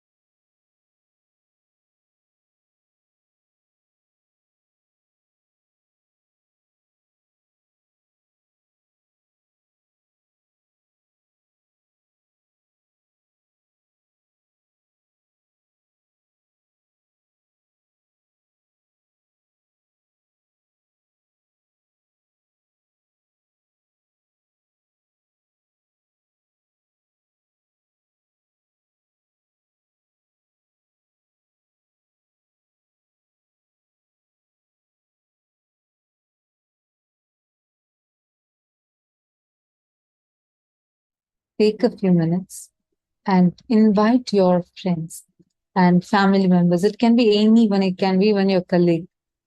And you will see how intensely you will have a breakthrough during the darshan, because it's Rasasiddham process. You're going to be doing that churning process, and you're going to be having your Kundalini Shakti awaken. So do not miss this powerful darshan.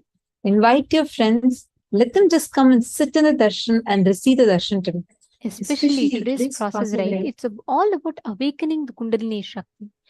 So what happens is, when the Kundalini Shakti is awakening, is nothing but you harnessing your highest potential.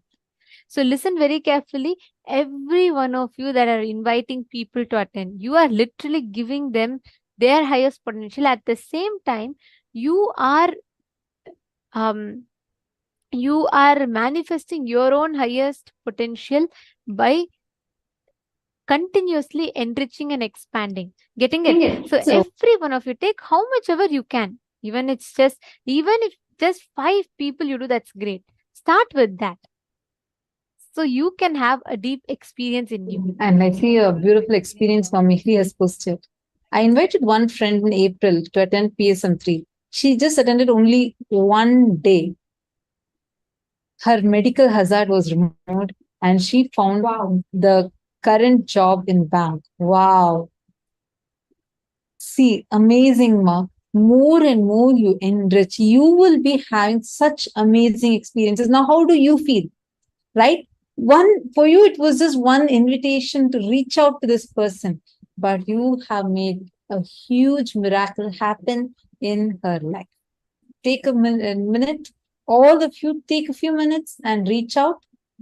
If it's quite late in your place, at least try reaching out on your social media, make a few posts. But I request every one of you, please take some time to actually reach out. Now, let's all enter into the next session. We are now going to be listening to a very important session. There's actually a session, literally Swamiji gave this entire satsang for the Gurukul kids. It's called as the Amritattva, finding the immortality in you. Let's listen to this revelation. This is also in order for your preparation for today's darshan and the Rasasiddham process.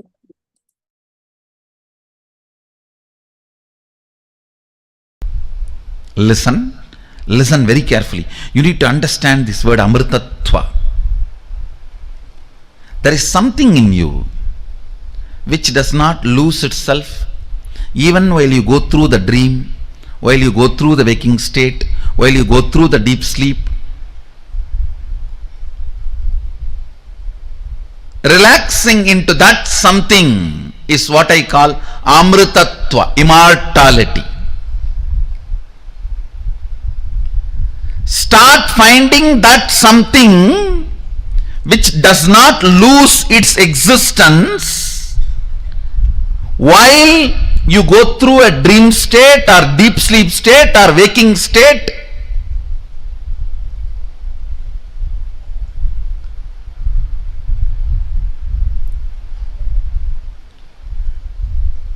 That in which when you relax, you don't feel threatened. You don't feel you have something to lose. You don't feel something is going to be taken away from you. You don't feel something is going to change in you.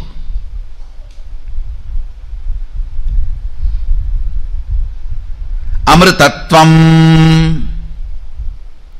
Amritattvam. Whether you are a 2-year-old kid or 20-year-old loose or 80-year-old Karabold or 99-year-old about to go get visa, whoever you are, the first priority for you should be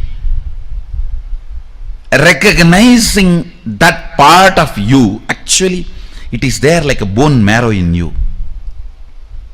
That part of you, see, like how skin, then blood, then bone, and then bone marrow, how the structure of the body. Same way, your ordinary confusions, your ordinary attachments, then your ordinary fears.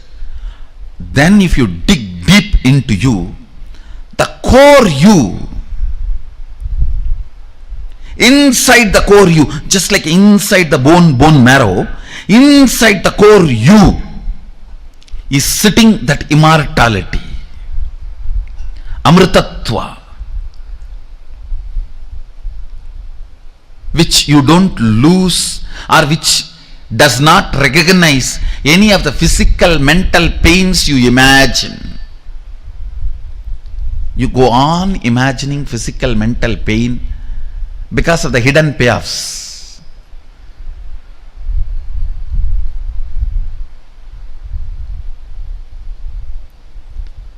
Because of the immature cognitions. Just like inside your bone, the bone marrow is there. Same way, inside your identity, that immortality is there in the form of a pure light, in the form of a pure consciousness, pure light. Recognizing that part is the first priority. Just like a bone marrow is inside the bone, inside your identity, this component is there, which keeps you alive while you are in the deep sleep, which holds you while you are dreaming, which holds you while you are in this waking state, everywhere, which holds you when you are young, which holds you when you are in middle age, which holds you when you are in old age, everywhere, which holds you when you are cunning, which holds you when you are depressed, which holds you when you are blissful, which holds you. That recognizing its existence in you and catching it is what I call amritatva, immortality. Listen. Amritatva, immortality.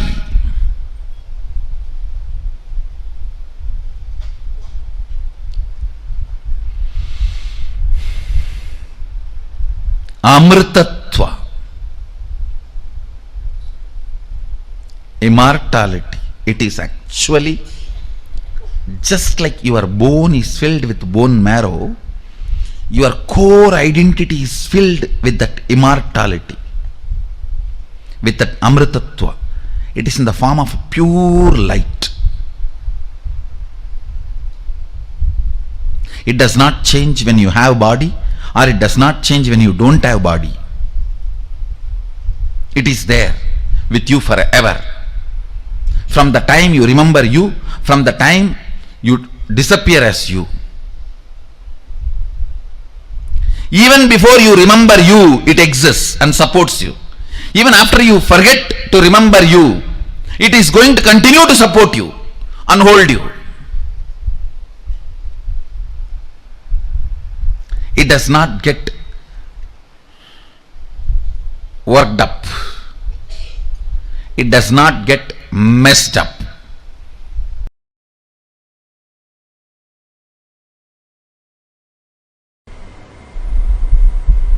Immortality is possible. Two angles. One, the internal organs need to be maintained by the external support of chemicals, herbs. I should not use the word chemicals, I should use the word herbs maybe. The naturally available herbs. Intra-organs need to be supported by the strongly cultivated cosmic understandings. And again I am reminding you about the result. I am not talking about the way the consciousness is immortal. I am not talking about the amritatva of Vedanta. I am talking about the amaratva of Agama.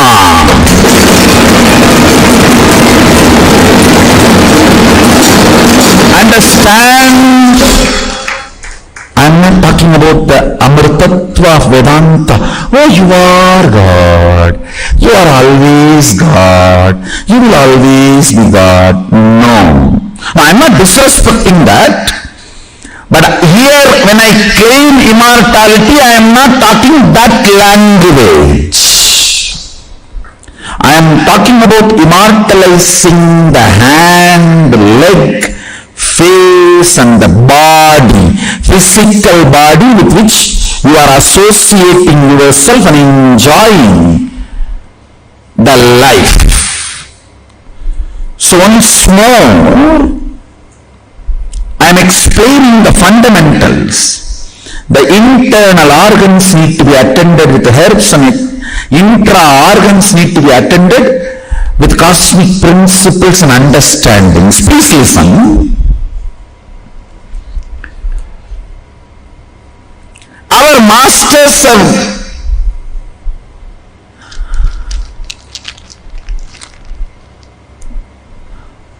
gone a step further. They try to make things as easy and simple as possible for you. They know if they tell bring integrity to keep the walk pure, bring awareness to keep the third eye alive, immediately you will bring all problems. My wife is not behaving properly, that is why I have to lie.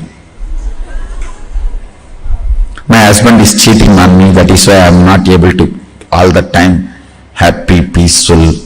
You will bring every possible reason why it is not possible. So that is why the science of Aushadha, understand?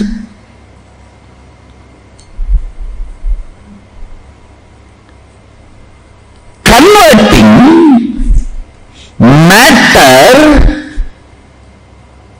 into energy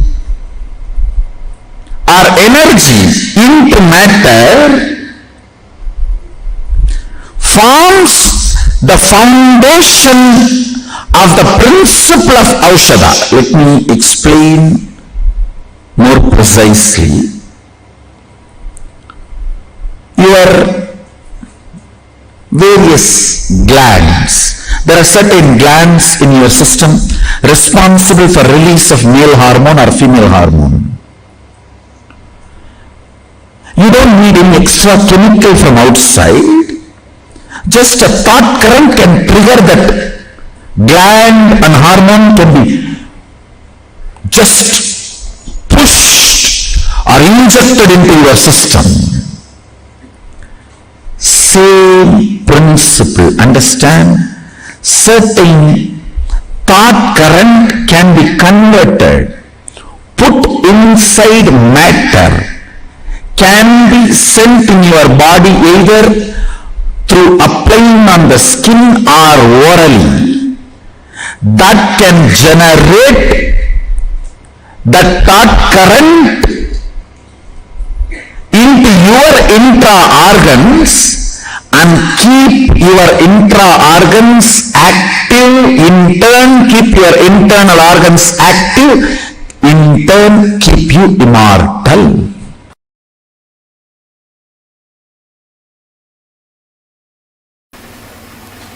So I'll try my best to present this whole thought current of Amritatva, Kala. Understand the first concept, idea, thought current I am introducing. Kala means the happening of the nature in existence, Purusha. In the existence, something is moving, happening, which gives a different experience. You call it as time. Understand? It is time that gives us the perception of happening. Shiva is perceived as Shakti, happening because of the time. Without time, you cannot perceive any happening. Movement of the sun, moon, planets. Time is a movement happening in space. Understand? If you just somehow bear with me for next half an hour and intensely listen to this truth, you will get the courage to come along with me to experience this Amritattva Aushadha. Understand?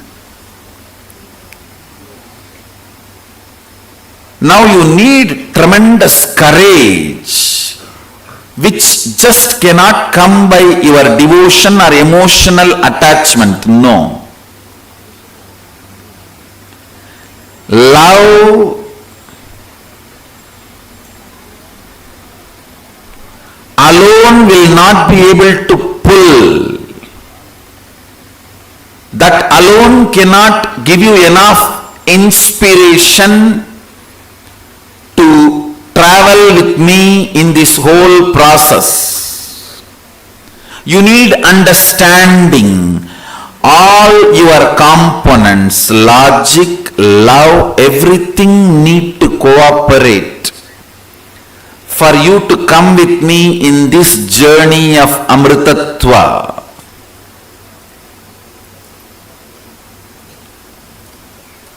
Because logic is irrefutably one of your important component.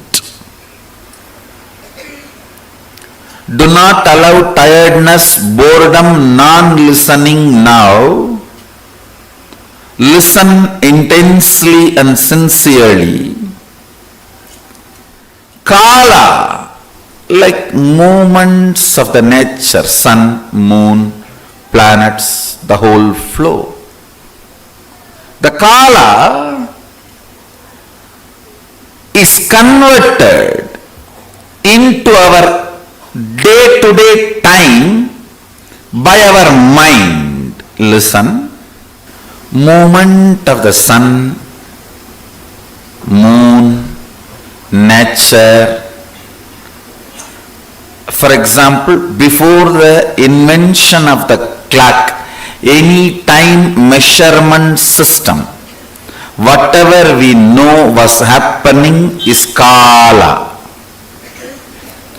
Once we learned the time measurement system and evolved certain logic for the flow of the time, like 24 hours, 1 hour is 60 minutes, 60 minutes is 60 seconds.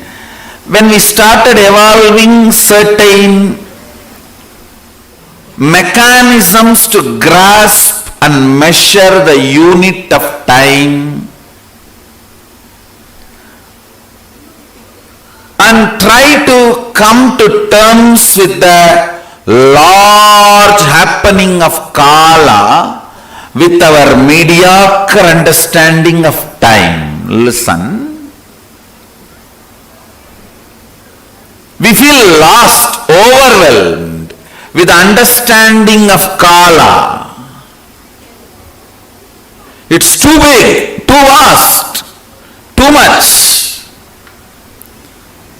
So we need to hold on to something like, originally when you assume this body, you do not hold this body. You may own it, but you don't possess it. You just live in your superconscious space, radiate you, have this body also as part of you. But unfortunately, somehow you want to be more defined. In the name of getting grounded, you get caught. Same way, the space of timelessness, the Kala, is too much for you to exist. For various reasons, you start understanding Nera, means your time, as Kala. Understand? I am not against the unit of time, second, minute, hour, day, week, month, year, decade. No, I am not against this unit and the measuring with unit. I am only against coming to conclusion, this understanding is a complete understanding about Kala. The nature's flow and our measurement system is being superimposed and impersonated in your day-to-day cognition, brings Kshara destruction. Listen, let me repeat. You are supposed to reach the moon. You get into horse carriage and that goes into the road which has many bumps, and the jumps in the bumps, you think you are flying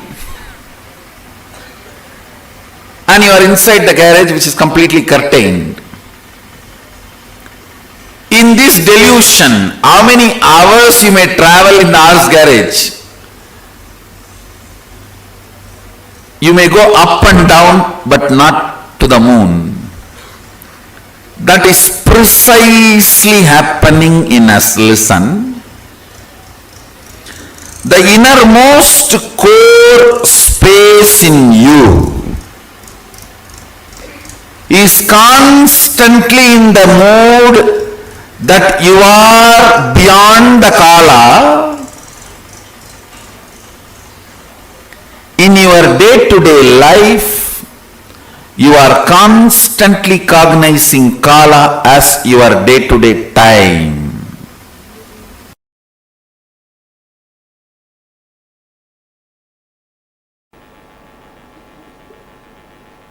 Some stupid fellows, they think if they are told as crazy, something great,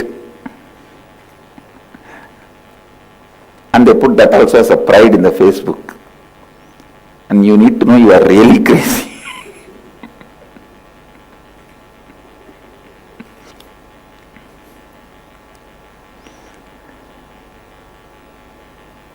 Let's come to the sutra.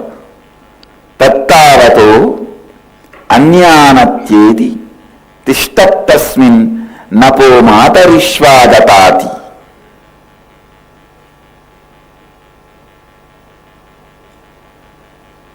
What is it that can outrun mind, speech, senses, everything, but remaining situated? What is it in that life energy moves and expands itself? Madarishvadatati. Listen. This word needs to be understood. Madarishwadatati means life energy moves and expands itself. This word very clearly needs to be understood. This word declares immortality of all of you, everyone. See, immortality of the person who has realized he is immortal is already declared.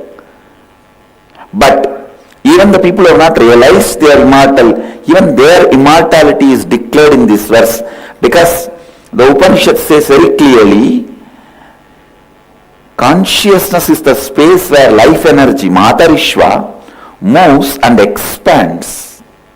It does not say where it dissolves or dies. No. Understand?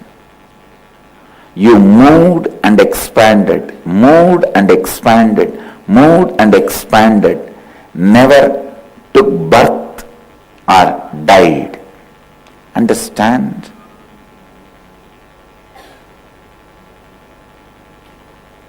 The same vast land, because each one is putting the fence, it becomes different person's land, group's land, nation's land.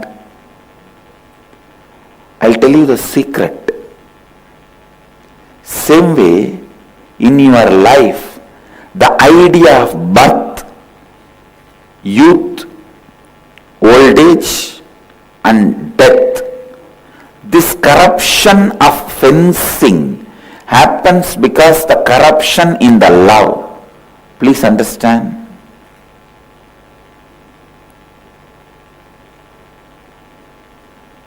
Corruption in the love. Listen.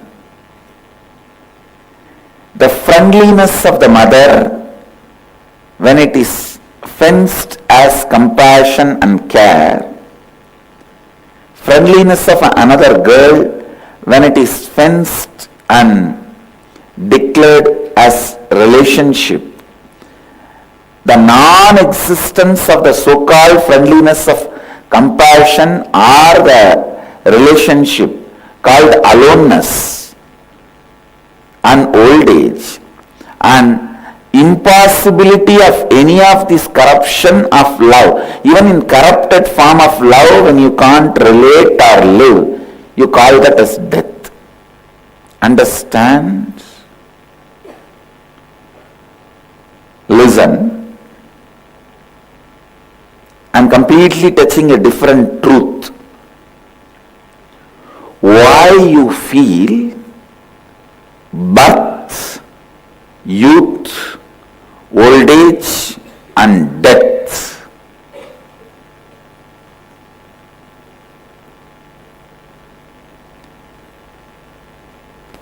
When the life energy is moving and expanding itself in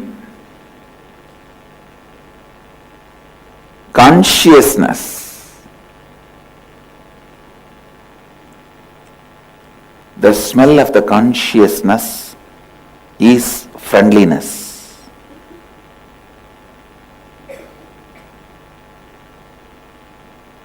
But when you divide them in different packets, your life energy starts feeling that at one day when these possibilities are all denied to me, I am dead. Understand? If your life energy is made to believe morning waking up, having your breakfast, lunch, dinner, few activities and sleeping is life. It's a corruption happened in the level of love.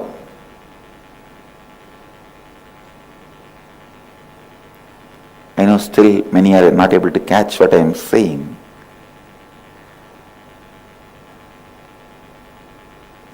This corruption happened in the love makes you believe at one time you will not be able to perform these activities like a morning waking up, having breakfast, lunch, dinner and various activities. You believe that that part of your life is death.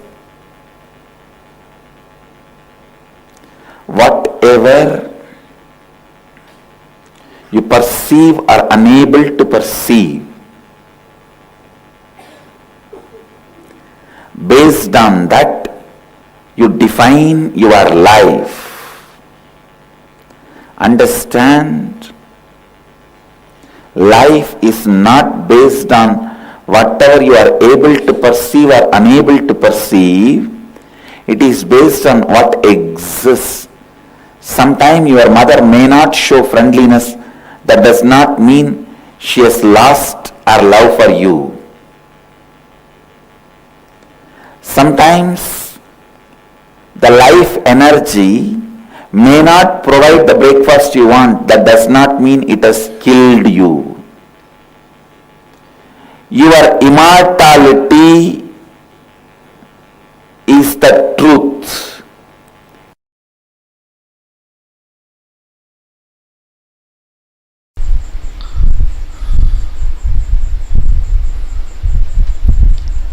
Kenopanishad.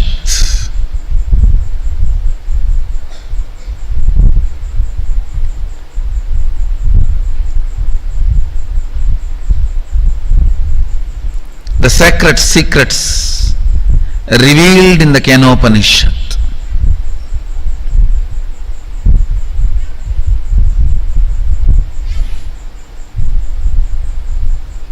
Recite along with me the third and fourth mantra in the second canto of Kenopanishad.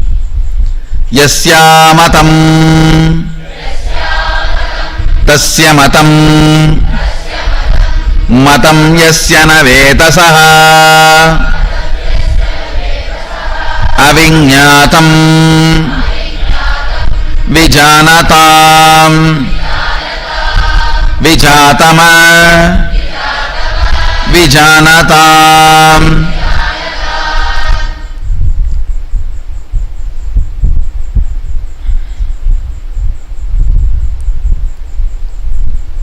The fourth verse, recite along with me.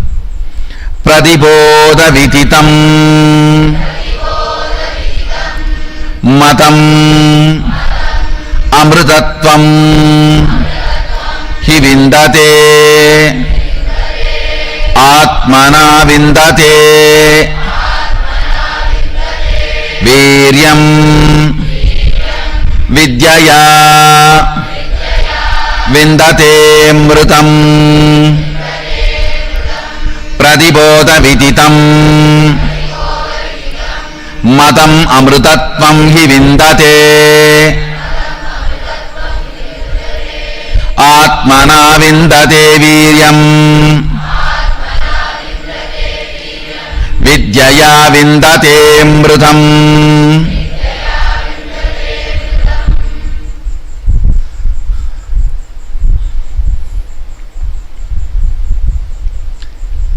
I'll read out the translation for the third and fourth verse, then reveal the sacred secrets. He by whom it is not known, to him it is known and experienced. He by whom it is known, to him it is not known or perceived. It is unknown to those who think they know it well, unknown to those who know it not. The fourth verse. It is truly known when the self is consciously cognized and subjectively known to oneself.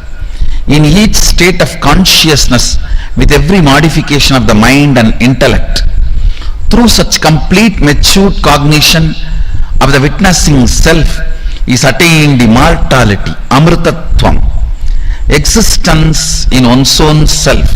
By Atman, the pure self is attained real strength, the space of powerfulness, and by Vidya, complete knowledge of the self is experienced, immortality, which is the true nature of Atman.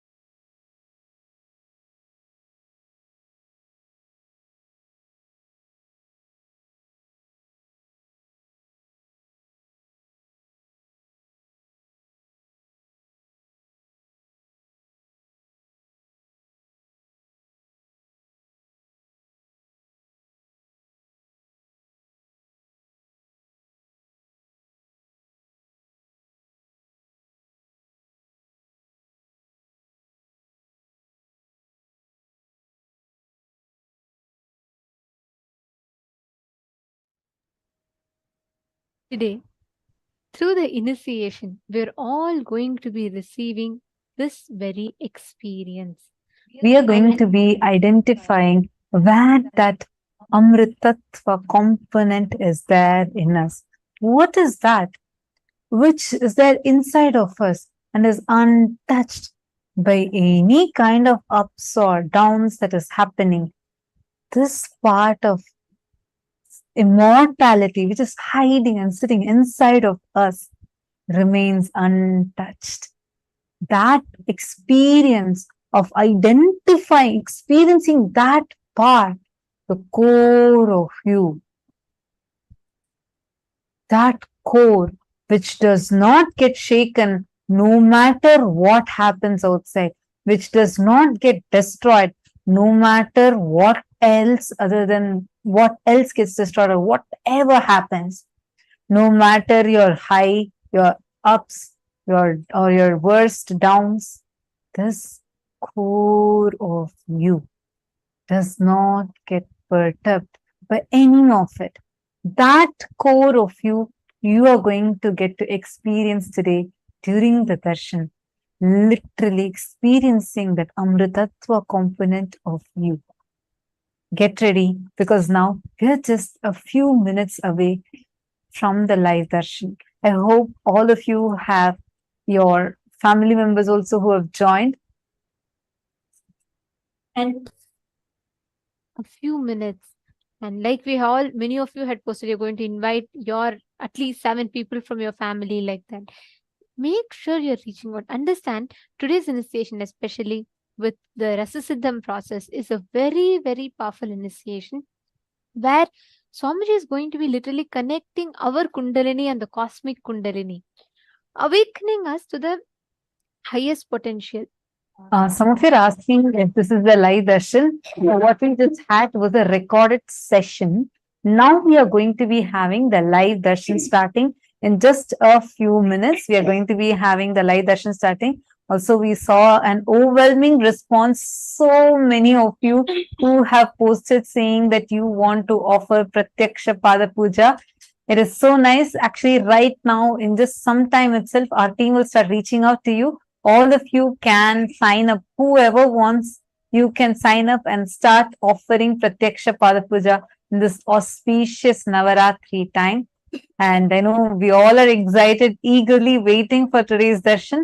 Please make sure you're having your matta, the churner, for today's initiation. Please kindly keep it ready now. You should be holding it upside down. Have this top part where you actually churn, right? That should be facing down. And you're going to be holding it between your palms and rolling it. You're going to do this. Swamiji will be guiding us. You're not going to do it now. Please have it ready so that you could do it once Swamiji starts the initiation. I request all of you to please keep the matta, the churner, in front of the camera. Please keep it. And during the darshan, any prayer, any boons that you want to ask pertaining to having breakthroughs in any aspect of your life, please go ahead and you all can ask that in the chat during the darshan, and each of us will be receiving the direct blessings from Swamiji during the darshan. So any boons, any prayers, any requests that you have, please feel free, go ahead and post it in the chat. And today, like Swamiji was revealing to all of us in that preparation session, today the Rasasiddham process will instill the ultimate non-violence in our inner space. Literally, we are going to be experiencing that Paramashanta Swarupa flowering inside each and every one of us. And during this time, all of you can post any boons that you want.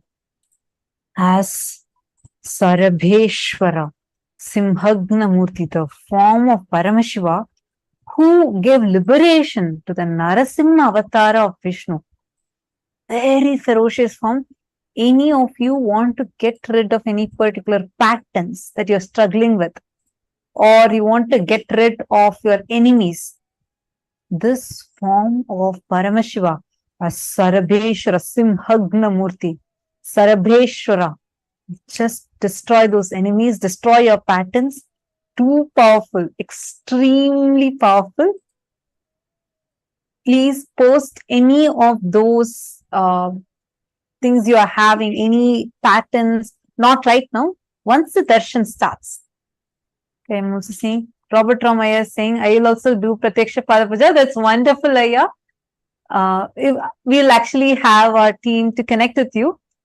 Yes, Nithyanandam, I see you waving, Nithyanandam. Nice to know that you also want to offer Pratyaksha Pada Puja. You have the link, the payment link projected on the screen. This is just a sign up link. This is not the payment link. This is only a sign up link. Once you sign up, we will immediately send you the payment details. So the link is projected to you on the screen right now. So you could go ahead and sign up. So happy to see actually so many we are continuously having. From the time we announced, we're having an overwhelming response and nobody wants to miss out this Navaratri time to offer Pratyaksha Pada Puja to Swamiji. I know, especially experiencing the Cosmic Mother. And this time for us, we are having Parashakti manifesting, Paramashiva manifesting through his various forms, and both of them manifesting intensely through our beloved Swamiji. So I know each one of you are waiting to have this ultimate experience. I actually saw many requests of people who have already offered Pada Puja multiple times, who again want to offer. So I know the interest is there and excitement is there in so many of you. So go ahead and sign up. The link is shown to all of you on the screen. And not miss this opportunity, literally being in the presence of Swamiji in the time Navaratri, the most conducive time for enlightenment. And today the darshans we're having are all the forms of Paramashiva where he liberates us from any delusions that we are stuck in. Actually, if you all remember, when we learnt about the churning of the Milky Ocean, one incident Swamiji revealed, right? Like how Paramashiva came and drank the poison, took the alahala, the most potent poisonous substance in the whole universe, that most poisonous venom, he took it just to make sure the whole world is safe from it. And how Devi Parashakti held it on his neck, which is why he is having a blue neck. Paramashiva has a blue neck, signifying the poison which he's holding on his throat. That form, the Vishapa Harana Murti, is also one of the darshans you are going to be receiving today. And that's a Dhyana Shloka we're actually going to be chanting for all of you now. We will now be chanting the Dhyana Shloka of Vishapa Haranamurti.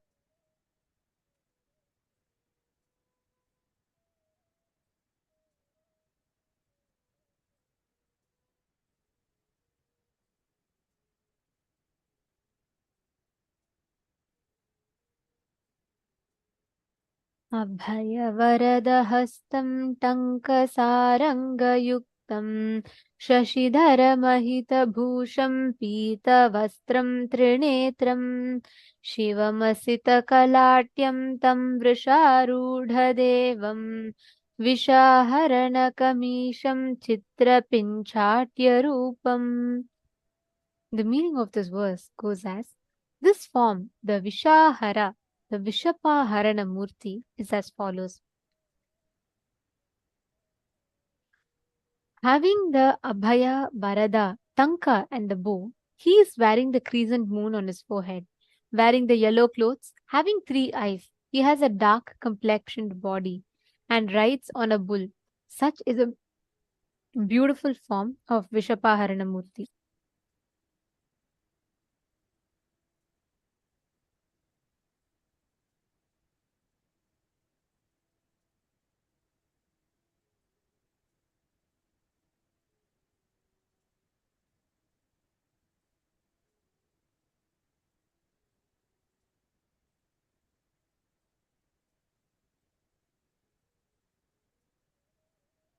Form of Paramashiva. All of us are going to be having darshan of today.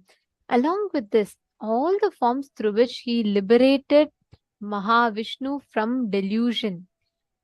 Each of these forms of Paramashiva literally raises us and liberates us, pulls us out of any delusions that you're stuck in. So today, any field of life that you want to have a breakthrough in any aspect of life that you really want to have a shift and you want to see a progress in, go ahead, and all those you can post as comments in the social media or in the Zoom chat, and you will be receiving a response. You'll be receiving the direct blessings from Swamiji himself. You'll be receiving a response to your messages in Zoom. Each of Swamiji's messages will be transcribed and posted to you as Swamiji is blessing each one.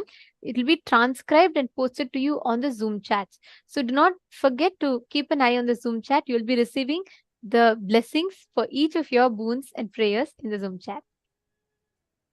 Absolutely. Actually, today, this form, right after this, once this whole Leela was done, we listened to such a beautiful description where Swamiji described about the churning of the Milky Ocean today, right? All those who are coming just now and joining, welcome. Lovely to have you here. Just, I also wanted to recommend that all of you attend the full day program, because that would only help you to receive the darshan in the best possible way, to receive the initiations and to have the most powerful experience. So make sure that you are attending the full day program. Swamiji has made this $21,000 program available completely for free just for this Chaturmasya period. And this is the last season of it, and which will be ending on Vijayadashami Day. So make sure you attend this program without missing a single session. And each of these are personally designed by Swamiji himself. I just wanted to tell, like, during the churning of the Milky Ocean, so poetically, Swamiji had described the whole story to us and described the spiritual significance and the understanding that we need to get to understand how that churning process happens inside of us. We all listened to that session. In that, right after the Leela was done, Swamiji described how Vishnu, Mahavishnu, took the form of Kurma. He took his Kurma avatara as a tortoise and a turtle and held the entire spindle, the Mount Meru, on his back. So Swamiji had explained that story elaborately to us. After that Leela was done, now it was time for Mahavishnu, Parandama, to return back to Vaikunta. So he asks Paramashiva, every incarnation of Parandama gets liberation only through Paramashiva's incarnation. For example, when he took Matsya Avatara, it was Matsya Samhara Murti, form of Paramashiva, who gives liberation.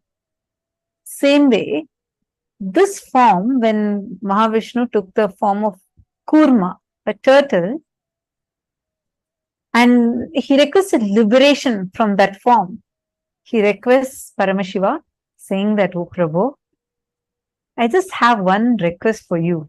As you liberate me, can you just always have me on you? Just this body always on you, just so that I can keep remembering this amazing, sweet Leela that I got to be a part of with you forever." Paramashiva blesses and accepts him and takes a tiger nail and gives liberation by breaking open the turtle, gives liberation to Parandama, enlightens him to remember his state back and go back to Vaikunta, and takes that shell and places it on his chest, a beautiful way, and gives darshan. That form, if you see this particular painting, actually all these rare forms, you will not find their paintings easily at all. Swamiji has researched intensely in the Agamas, revived these exact descriptions, and you will actually see in the background these paintings drawn and projected for us. Each of these personally Swamiji himself had collected and gotten it drawn exactly as per the Agamas, and is gracing us all with those. So do give a note, like all of you note it, just for us to have the most authentic experience. Swamiji goes to the extent of even micromanaging the songs, because if you see, there are many songs that are mantras. Like if today Swamiji is doing Rasa Siddham process, the Siddhas who have given this process to the world, the Siddha tradition and specific Siddhas who have brought this particular process to the whole world, gifted it to all of us. They have composed some mantras as songs, which when one listens to, experiences Kundalini awakening. So such songs are chosen and tailored for us in such a way where, first of all, we all are having the direct divine darshan. Paramashiva himself physically manifesting through Swamiji in that exact form. And Swamiji will wear the exact, you will notice the ayudams or the jewels. Many of these, like all of these are exactly as per the deity that Swamiji is giving darshan of. And the background, you will see the exact Moolavars. These are the temples, the original deity who is manifesting for us today, the original deity's photographs and the exact agamic descriptional paintings. It's called the agamic drawings, the agamic drawings of each of those forms. Each of them are put, every single detail is very meticulously planned, and Swamiji makes sure, like, Swamiji is so diligent with it. We can see the way Swamiji comes and sits for each darshan. Each form is different. Be the set of jewelry, that the color, the jewelry, or the songs and the background, each of it is personally micromanaged by Swamiji, exactly as per agamas, to give us that most authentic experience. Like today, all these forms, each of these forms, Paramashiva comes to liberate Parandama. Even Parandama, when he assumes a human body, he also falls into Maya. Each time to liberate him from the Maya, Paramashiva assumes forms, like she was saying, Matsya Samharamurti, Kurma Samharamurti. When Mahavishnu comes as Narasimha, Paramashiva comes as Sarabeshwara to liberate Narasimha. When Parandama, Mahavishnu comes as Rama, Paramashiva comes as Kalakala to liberate Rama, take him back to Vaikuntha. And when Mahavishnu comes as Krishna, Paramashiva manifests as Jara, the hunter who liberates Krishna from the body. Each avatar of Mahavishnu, Paramashiva himself, out of his compassion, assumes the body to liberate him. And we're all blessed that today we're having these darshans of Paramashiva, the forms of Paramashiva through which he liberates Mahavishnu from Maya, the delusion that he gets stuck in each of the human bodies. Anywhere you are stuck in life today, just pray to Swamiji. Swamiji, remove all the delusions that I'm stuck in and let me experience the reality. Swamiji will literally shower us through this most powerful initiation and the blessings. So each of us are going to be entering into the darshan, receiving the boons very, very shortly. Let's all get ready. I request every one of you to please settle down. Sit with your head, neck and spine in a straight line. It's time we all get ready to receive the darshan. Please make sure you're sitting in front of the camera. Close your eyes. Chant the Mahavakya.